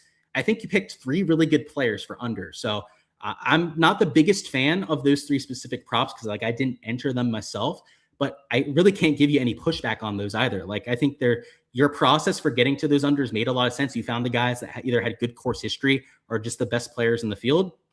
And I hope the best for you. If you entered that, hope you cash out for the first round. Thoughts on Gerard and Brennan for the under at 5.5 birdies for the stadium course? So yeah, at 5.5 birdies at the stadium course, that's definitely a bit steep. And I guess what site is that on, right? I'm assuming those are heavily juiced if you're finding those, as I don't think that it would be even money on these sort of a prop sites. But let's see what we have for comparison. So yeah, Gerard and Brennan, I'm not sure if we have lines on Prize Picks, but I guess let's just do the double check here. So Gerard, yeah, no line here on Prize Picks. Let's see if Brennan does. I don't think Brennan does either. You might have one on Underdog. 1 second while I bring up Underdog so we can double check that. I believe they were at 5.5, but they were juiced well towards the under. But yeah, man, even money on those, if you could find that on one of these smaller prop sites or something, would be an absolute steal. But I have a sneaking suspicion that that's probably not available. Yeah, 5.5, and he's 0.79x towards the under. I mean, that's probably a fair multiplier, right? So I don't know if that would really be value on that one. But let's look at Gerard too. We're mentioning that. Maybe that one's a slightly lower multiplier. He's 0.8x towards the under at that mark. And those 0.8x multipliers are just nasty. I mean, it takes you from a 2.6, 2.7x payout down to 2x in a lot of cases. And remember, a 2x payout, and I'm just going to show you what this would look like, I guess. Let's do the under, and let's just take a random other fade along with that. This 2.06x payout is the equivalent of plus 106 on the sports books. It's like an even money prop, right? That's the problem with those 0.8x multipliers and why I don't play on Underdog nearly as much these days, because it makes what is already bad payouts horrendous. It takes them from 3 out of 10 payouts, because they're already terrible on the pick'em sites, to 0 out of 10. Not even worth playing in a lot of cases. Homa under 69.5 strokes, you feel like is good value. What do I say, Luke? So he's playing on the harder stadium course, and I personally would probably stay away from that one, even though I do like Max Homa this week. Homa, with his good form in the fall swing, he really plays desert-style golf course as well, and that's what we're getting this week. However, Max Homa for the under at 69.5 has to shoot -3 at a course that's going to play -1, in my opinion, or maybe -1.5. So that's asking him to gain 1.5 to 2 strokes to the field average, which is a lot. Even with him playing well, that's a lot for a Max Homa, something he's going to do maybe 35 to 40% of the time, meaning that 60, 65% of the time, he's likely going to go in the opposite direction. So I would stay away from that one, man. It's just really the golf course for me. And yeah, the firmness factor. I know we mentioned that, and now you probably are thinking twice about that sort of a lean. That's the issue, is that it's not going to play as easy as it always does because it's a different golf course now. Let's see. Trying to make sure I don't skip any of these prop questions, so my apologies on that. We had a question about a matchup, so I do want to cover that one as well. So you're looking at power over more for the 2-ball. Let's bring up the odds, because obviously the odds really matter for those sort of matchups. I'd have to assume that more would be the underdog on that, right? that power side would be the favorite. But let's see how much of a favorite he is on these. So 1 second here while I reshare my screen now that Draftkings is open. So here are the matchup. There are the two balls. Let's control F and find Seamus Power. Yeah, he's a -145 favorite. Put it this way. I would never take Power at -145. There's no way in hell. He should never be a -145 favorite versus a player with a pulse. I actually think, if anything, in that matchup, that you'd be looking at Taylor more. So yeah, I'd have to slightly disagree with you on that take there. And not to be disrespectful or anything, but like Seamus Power is just not him. He's just kind of like an average guy at this point. Now that he's a little bit older, and not age anything other, right? There are going to be some good older players, but for the most part, let's be honest, a lot of them fall off. Let's see, trying to make sure I don't skip these questions. Are stadium props completely off the board for me, and why? If so, off the board for positive stance plays. Yeah, I'm going to be taking a lot of fades for that course. I'm somebody that enters overs and unders. I'll fade birdies. I'll take overs on birdies. It doesn't really matter. I'll play both sides of the board pretty much no matter what. So yeah, I'll only really eliminate props if there's a lot of uncertainty around conditions, like maybe whether they'll be lift clean in place or not, maybe a potential delay. Then sometimes I will kind of avoid a course and avoid a board for that reason, but not for that sort of reason. Let's see. Looking for more questions on the props. My apologies if I skip over any of these, by the way. I'm doing my best to try and catch all of them. I think we got through a lot of the prop questions that we had earlier, so we're going to be doing decent there. One about Aubert for the under at 67.5. So his form, Mason, I actually want to bring up my DFS sheet so I can show you it that way. It'll be easier to go through the shots gained metrics. Aubert over his last 24 rounds actually hasn't been that great. Like, he's been solid, especially because his shots gained metrics, what we're looking at here, the last 24 rounds, aren't in slapdick events. They're coming from signature events, even majors in a few cases, towards the very end of that sample size. But 0.8 strokes per round is just average for this portion of the board. So at 67.5, having to shoot -5 to cover, I believe, at La Quinta Country Club, is probably close to a 50-50 prospect. And I believe on the books, he's close to like -110 on either direction. So yeah, that's my take on it. It's probably pretty close to a coin flip at that number, I would say. Let's reshare that. See if there's anything else. Are we downgrading the TGL guys any? Yeah, I kind of am. So I actually skipped over your question there before, Danny. I apologize on that. Yeah, I think maybe a slight downgrade, but like, I'm still playing Akshay this week. I'm still playing Akshay for some matchups too. So I don't think it's that big a deal. He said, is Minwoo's stroke line too low? Let's see where it's at, because that wasn't something that was catching my eye before, but let's see exactly where they have him projected. He's at 67.5. That is pretty aggressive. I mean, that's the same number as Aubert.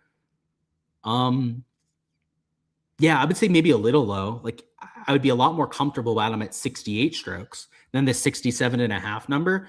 But he is also playing the Nicklaus tournament course as opposed to La Quinta, like Aubert is playing. And Nicklaus course is just a little bit easier, at least last year, compared to what we had at La Quinta. So maybe that's why he's at that same sort of projection. But I don't know if I'd be fading these guys at the Nicklaus course, man. It's just such an easy track. Could play -4. I'd have to gain a stroke to the field to shoot a -5. And that's within his range of outcomes. So that's again, pretty close to a coin flip, I would say, on that one. Let's see. Tony Finau feels like a good play as well. Yeah, I didn't catch that comment before, but I agree with you, man. I think Finau's setting up pretty well. They're looking at Zalatoris, Homa, and Novak to miss the cut parlay. I'm okay with Zalatoris. I don't know about the Homa and Novak ones as much, especially because Homa started to come into form during the fall swing. But I could get behind a Zalatoris missed cut. Novak does have a very low floor. He has a little bit of a loose cannon, so maybe you keep him in there as well. Yeah, only player I'll give you pushback on that is going to be a Homa. Homa's a kind of a stud. He said, oh, Tom Kim and Eric Cole could easily miss the cut as well. Yeah, I could see that. I think Eric Cole's got a much better chance, though. Kim's form is kind of shitty, too. So I could see those guys not playing well. Eric Cole, though, I've got a soft spot for Eric Cole because he plays out of one of the local courses that I play quite frequently down here in South Florida. But yeah, he has a little bit of a loose cannon at times. I'll at least agree with you slightly on that one. Thinking of my Tom Kim on the stadium idea, is Michael Block going to shoot an 81? I hope he does. I'm not a big Michael Block fan. I think he takes away exemptions from much more deserving players. And is he going to shoot an 80 plus? Probably not. He's at 73.5 strokes for a reason. But if you're going to take the over at that, I actually would not mind that at all. I haven't done it myself, as it feels like betting on somebody like Michael Block's a bit what's the word for it? A bit of a sham.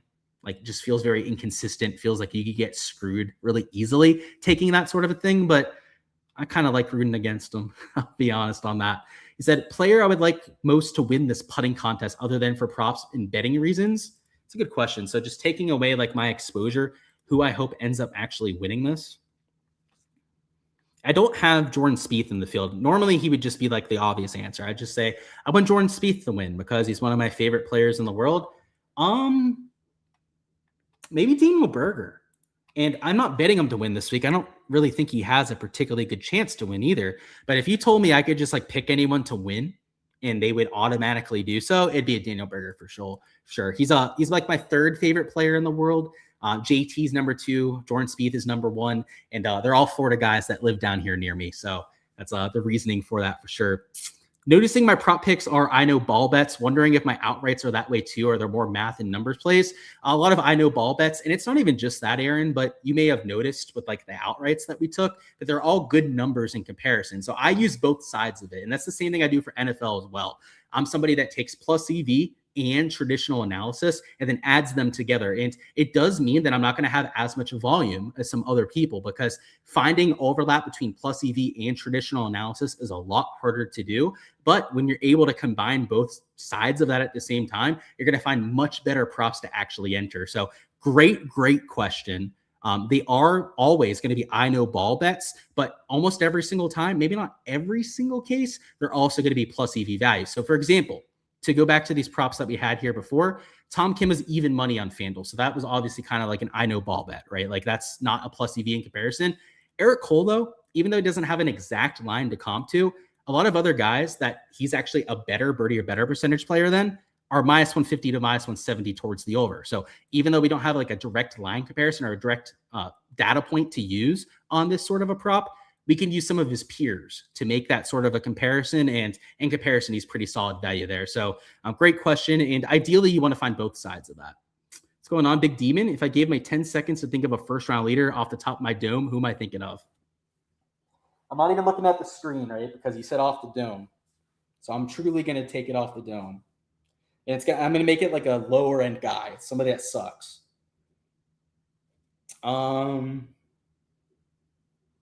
My 10 seconds is about to be up. Chris Ventura. I'd take Chris Ventura for that. Because you want good odds. This is a variant event. You need somebody to go low. And the way they do it, by the way, is they separate it by golf course. If they don't separate it by golf course, don't bet any of the stadium course guys to be first round leader. But if they do, somebody like a Chris Ventura, I'd say. English or Rasmus. So if you're talking for DFS, I slightly prefer English just because he's lower owned than Rasmus, but Rasmus, not chalky. He's somebody that's going to be average, maybe even slightly below average ownership in a lot of contests. And I really like the course fit for Rasmus. So I actually don't think it's as simple as just taking English. I'm going to go ahead and actually make it a little bit more nuanced. English, if you're in a large field GPP, if you're entering like the big 150 maxes, it's English. It's Rasmus in the other contests because I think his slightly higher projection is probably worth the slightly higher ownership and like single entries and that sort of thing. Scotty, top 5, Eric Cole to make the cut, and then Cantlay top 20 and Ben Griffin top 20. So I love the Scotty top 5 at minus 140. I almost bet that straight up. And I hate minus 140 bets. You don't see me betting a whole lot of minus money stuff often, but I almost pulled the trigger on that. Eric Cole to make the cut. I like that. I'm a big Eric Cole guy, so I like that more than the miss the cut one. And then Cantlay top 20 elite tier course history, Ben Griffin, Mr. Consistency himself. I think he might be cashing on that, man. I've got no complaints from that one. You think you just gave us Hal Tong Lee, but you also like Pearson Coody because he seemed to like putting contests in the Corn Ferry Tour. And is that the NT course with the low scores historically? Yes, I love Hal Tong Lee. I took him for that bet over here. But you're saying Pearson Coody. Is there any sort of a place that we could get some exposure to him? Let's see. So nothing on Prize Picks. Maybe they have something on Underdog we can take. Let's see. They do. So they have him at 5.5 birdies. Look at that. Minus 0.79x towards the over. I mean, that's Yeah, they're expecting him to make a lot of birdies. That's what that's telling us.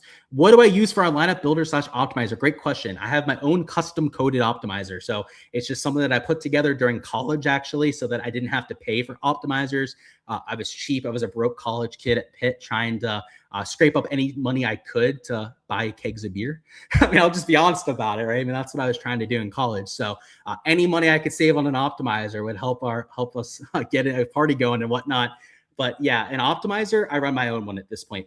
I will say, though, that I think I'm going to retire my optimizer this year. I don't think I'm going to run it anymore after 2026 because it's too much upkeep. My coding from back in college was dog shit. It's much better now. But all of the bugs and all the shit that I did wrong in my code back in 2019 is really, really annoying to deal with here in 2026. So I'm actually talking to somebody that's a part of my Patreon page that uses an AI optimizer. And that's all I'm going to say about it, because I don't know what he wants me to say or not to say about it, but I'm going to be using AI as an optimizer going forward.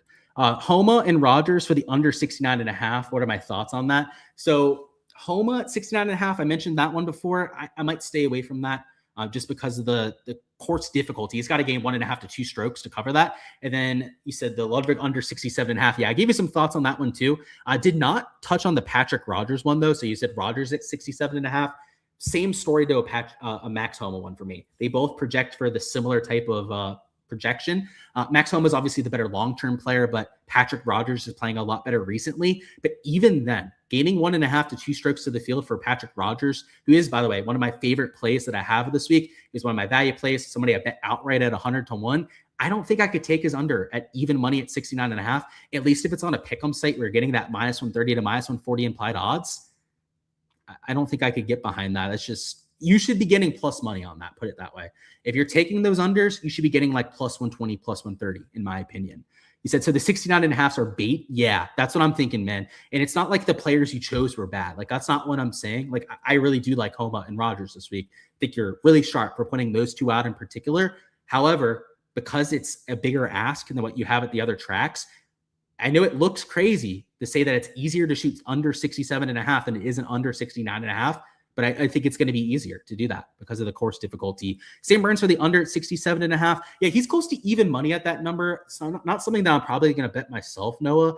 But if there was somebody at 67.5 that you're going to take towards the under, I'd rather have him than Aubert. I personally prefer the birdie lines just a little bit more. The guys that we can catch at 5.5. As you know, shooting -5 isn't just making 5 birdies, right? It's making sure that you don't make any bogeys. And guys like Burns, guys like Aubert, for that matter, that they have at 67.5 that I consider towards the under, they're a little bit of loose cannons off the tee. Like, if they made a double bogey because they hit a water ball, would any of us be that surprised? Right? Like, I know I wouldn't, right? Like, if Sam Burns, his first hole hits one into the lake, like, it's just kind of going to be like, okay, that's just kind of what he does. However, I probably expect him to make 6 or 7 birdies. So rather than going with the under 67.5 on those two guys, if you can find them at 6 birdies or better flats, that would actually be the better way to go about it, in my opinion. English or Rasmus for the 72-hole matches. Okay, that's what your question was about there before. So no ownership, or we're just talking about pure talent level between those two players. I'm going to bring up this comparison on Bet the Number because I actually think that's pretty close to 50-50, at least based on my gut. But let's look at the numbers. Let's see if that's backed up. English versus Rasmus. Last 24 rounds is what we use here. Rasmus looks like the favorite, actually. And I would have thought that would have been Harris English. I guess Harris English, some of his down performances lately are really outdoing some of the positive that he did in 2025. But yeah, Rasmus, especially because he is a good course fit too, long off the tee, good par 5 score, high birdie or better percentage, I'd go that way. Is Dan Brown as good as everyone's hyping him up to be? I didn't realize people were hyping him up, Hermit. And if they are hyping him up, then no, he's not. And I said earlier that I like Dan Brown, right? I'm playing him this week because I thought no one's using him. I've got him at like 1.5% projected ownership. But yeah, man, the reality is with anyone that's new to the tour, except for John Kiefer, he's the only player that I'm going to make exempt from this. Any of the DP World Tour guys, any of the Korn Ferry Tour guys, any of the other guys that maybe got through Q School, it doesn't really matter how they made it to the PGA Tour. None of them should be chalked this week except for John Kiefer. Kiefer, the only reason that he's the exemption is that he was the #1 on the Korn Ferry Tour, won multiple times, was like a top 5, a top 10 every single week. None of these other guys, Dan Brown included, are a game changer like that. Like, Could they win on the PGA Tour eventually? For sure. In fact, I would say of these top 10 guys on the DP World Tour, 2 or 3 of them are going to win on the PGA Tour someday. And I'm going to want to be there for some of those wins. But yeah, if you're telling me that people are talking about Dan Brown like the second coming of Christ, then absolutely not. He's not that guy, and you don't want to be playing him in like 20% of your lineups. Let's put it that way. Grayson and Batian Thor are all to make the cut at plus 269. I bet Grayson to win this week, so I think that's a pretty good one there. High birdie percentage player, good off the tee player, and putter. It's a good course fit. And then you took Batian Thor. Yeah, I don't know if the odds are great on that, but I like all 3 of those players. You said that was 14 seconds. Yeah, my bad.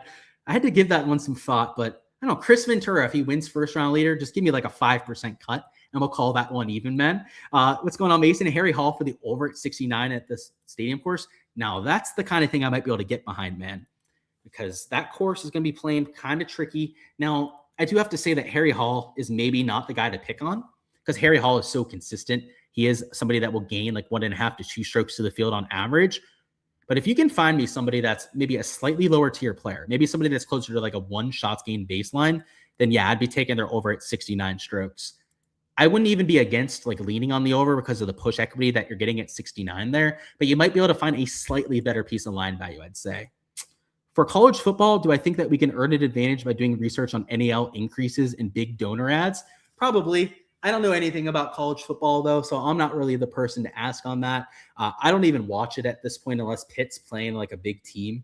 I'm just much more involved with the NFL, the pros. I personally think that college is a much inferior product to what we have in the NFL, just based on the actual play. I'm not talking about the fans, the rivalries. That's way better in college football. Don't get me wrong, but I'm somebody that likes just seeing good football played. And like college basketball is maybe the most egregious example of it. Like, there are some good teams in college basketball that have 5 legit starters. And then you've got the other 90% of college basketball that absolutely sucks. Like, you're talking about just made percentages, field goal percentages that are 10 to 15% lower than in the NBA. So that's why I focus on the pros a little bit more often. But just to get to your question, even though I don't do a lot of college football stuff, could you find some value in trying to find the guys that are paying for players and getting the good ones? Sure. All right. But there are going to be other people doing that too. So you're not going to be the only one doing that. You just pounded some Culvers. You're ready for some AMEX silliness. I'm jelly. I'm about to make some steaks after we get off of here. So I do have to cook, but I like cooking some steaks. They're fun. Griffin struggled on approach last week, and you heard that he's normally not a 1-week fix. Should you be concerned? Maybe. I don't know if I have the same information on you as with the stuff that he normally isn't a 1-week fix sort of guy. But let me look at the stats. Let's actually see how badly it went before we're going to like completely screw him over. So let's go to player. Let's go to Griffin and see just how bad he was into the negative. Okay. So last week at the Sony Open, he lost 2.7 strokes on approach. It's over 4 rounds. I wouldn't be that concerned about it. Like, I mean, look what he did at the Tour Championship, for example. I know the Pro Core wasn't like the very next week, like what we have here, but he lost 0.5 strokes and then he gained 6 strokes and finished in second. Let's see if we can find another example. Like, he lost at the Truist PGA Championship, which was the week after, by the way. They were in consecutive weeks. Had it completely flipped the opposite direction to 3 strokes to the positive. So yeah, I wouldn't worry about it too much. I would say, like, if we were looking at this shots gained profile and when he lost, he would lose for like 2 to 3 weeks in a row, like then I'd be a little bit concerned. But almost every time he loses, he bounces back, right? Like, he lost to the Houston, then he gained 3.4 at Valero. He did lose twice in a row at the API, then the Players Championship. But when's the last time it happened before that? I guess towards 2024, he had a week of 4 weeks in a row where he really struggled. Yeah, you're probably good, man. Culver's Butterburgers and cheese curds are nice. I'm not a big cheese guy myself, but give me some burgers and I'll be a happy guy for sure. Yes, it must be a Daniel Burger week to make Luke happy. I'm hoping so. I'd like to see him win, that's for sure. Absolutely bangs. Yeah, I don't think anyone can dispute that. Culver's definitely up there at the top. You meant struggling on approach? Yeah, so I knew what you meant, by the way, James. No worries on that. But yeah, I knew he was struggling a bit. I wouldn't worry about it, though. He normally bounces back pretty quickly. What is the Kiefer Love all about? Am I betting him every week until he wins? Let's show you the Kiefer Love. So I know we don't have this on Bet the Number, so I'm going to go to our arch nemesis for this one, Data Golf. So don't kill me, Bet the Number, guys. Sorry, I have to do this. But if we're going to look at the Kiefer stat record, we have to be able to look at the Korn Ferry stuff. This is why we like Kiefer, and this is why he's by far the best player that I have coming onto the tour this year.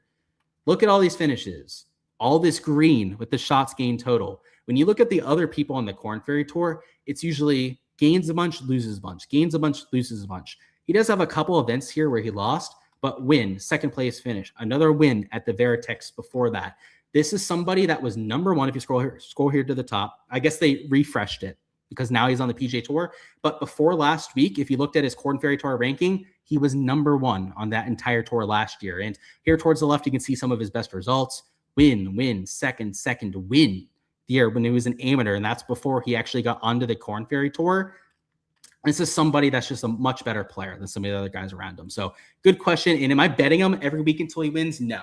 That's not something that I ever do with players. I only bet them if the number makes sense. And I also only bet them if the course fit makes sense. And the number made sense. He was 150 to 1 this week. So I mean, you're not going to find a much better number than that on somebody that's got an actually legit chance to win this week. And also, it's a bomber fest. It's a high birdie percentage week. And if you take a look at the Korn Ferry Tour birdie or better percentage stats, he was number 3 on that entire tour. So that's where the love is coming from. And yeah, I'll play him at these birdie fests, though. Probably not going to play him at like a Florida positional water course, but definitely on this kind of a week. Looking at Rogers over Thigala for a 2-ball at -125. Ooh, that's a close one for me because I really, really like Rogers, as we've touched on plenty of times already in this live stream. However, Thigala is kind of coming back into it as well. So let's go back to the better database, bet the number, so we can look at some of the Thigala results on the PGA Tour. So if we scroll down here, you'll see the hurt stage. When he was playing hurt, he was losing strokes in like every single category, every single week. But after the Wyndham, after the playoffs, he had like a month and a half to take some time off, recuperate, get the body feeling good. Look what he did. He gained strokes. He finished T27. I know we didn't have the shots gained, but that was better than average at that event. Then he gained 5 strokes at the Black Desert Championship, made the cut at Bermuda, also gaining strokes to the field. The missed cut at the RSM, not great, but that's his first missed cut in however many starts. You know, it was horrendous before that. So, I mean, it's just a massive improvement for him to start making cuts for us. And then he did make the cut at the Sony as well. The thing about this made cut as well in this T31 is he shot +4 the first day. He lost 5 strokes putting on the first round of last week. If he shoots even par, and I know if he shoots even par, I mean, if I could hit the ball 350 yards, maybe I'd be on the PGA Tour, right? Like, we don't always get what we want, obviously. But if he didn't shoot +4, he's -10 and he's a couple shots off of the lead. I mean, that's the kind of difference that makes for somebody like a Sahith. So that's the only reason I'd give you some pushback on that -125 versus him, is that I feel like Sahith is starting to get back to what he was before. And Sahith at the peak of his powers is probably a favorite over Patrick Rogers in that matchup, even with how Patrick Rogers is playing recently. But because Sahith Thigala is not at the top of his powers, I don't know, he's probably like at 80-90% of his powers at this point. Yeah, the side you want to play is probably the side that's gone third, T7. Missed cut sucks, but another T6 finish in the start before that. Yeah, it's probably the side you want at -125. But I do want to give you that disclaimer, as Thigala is looking a little bit better. He said, peace out and enjoy the stakes. Thank you, Aaron. And he said, thanks for all the YouTube info and dedication to the grind.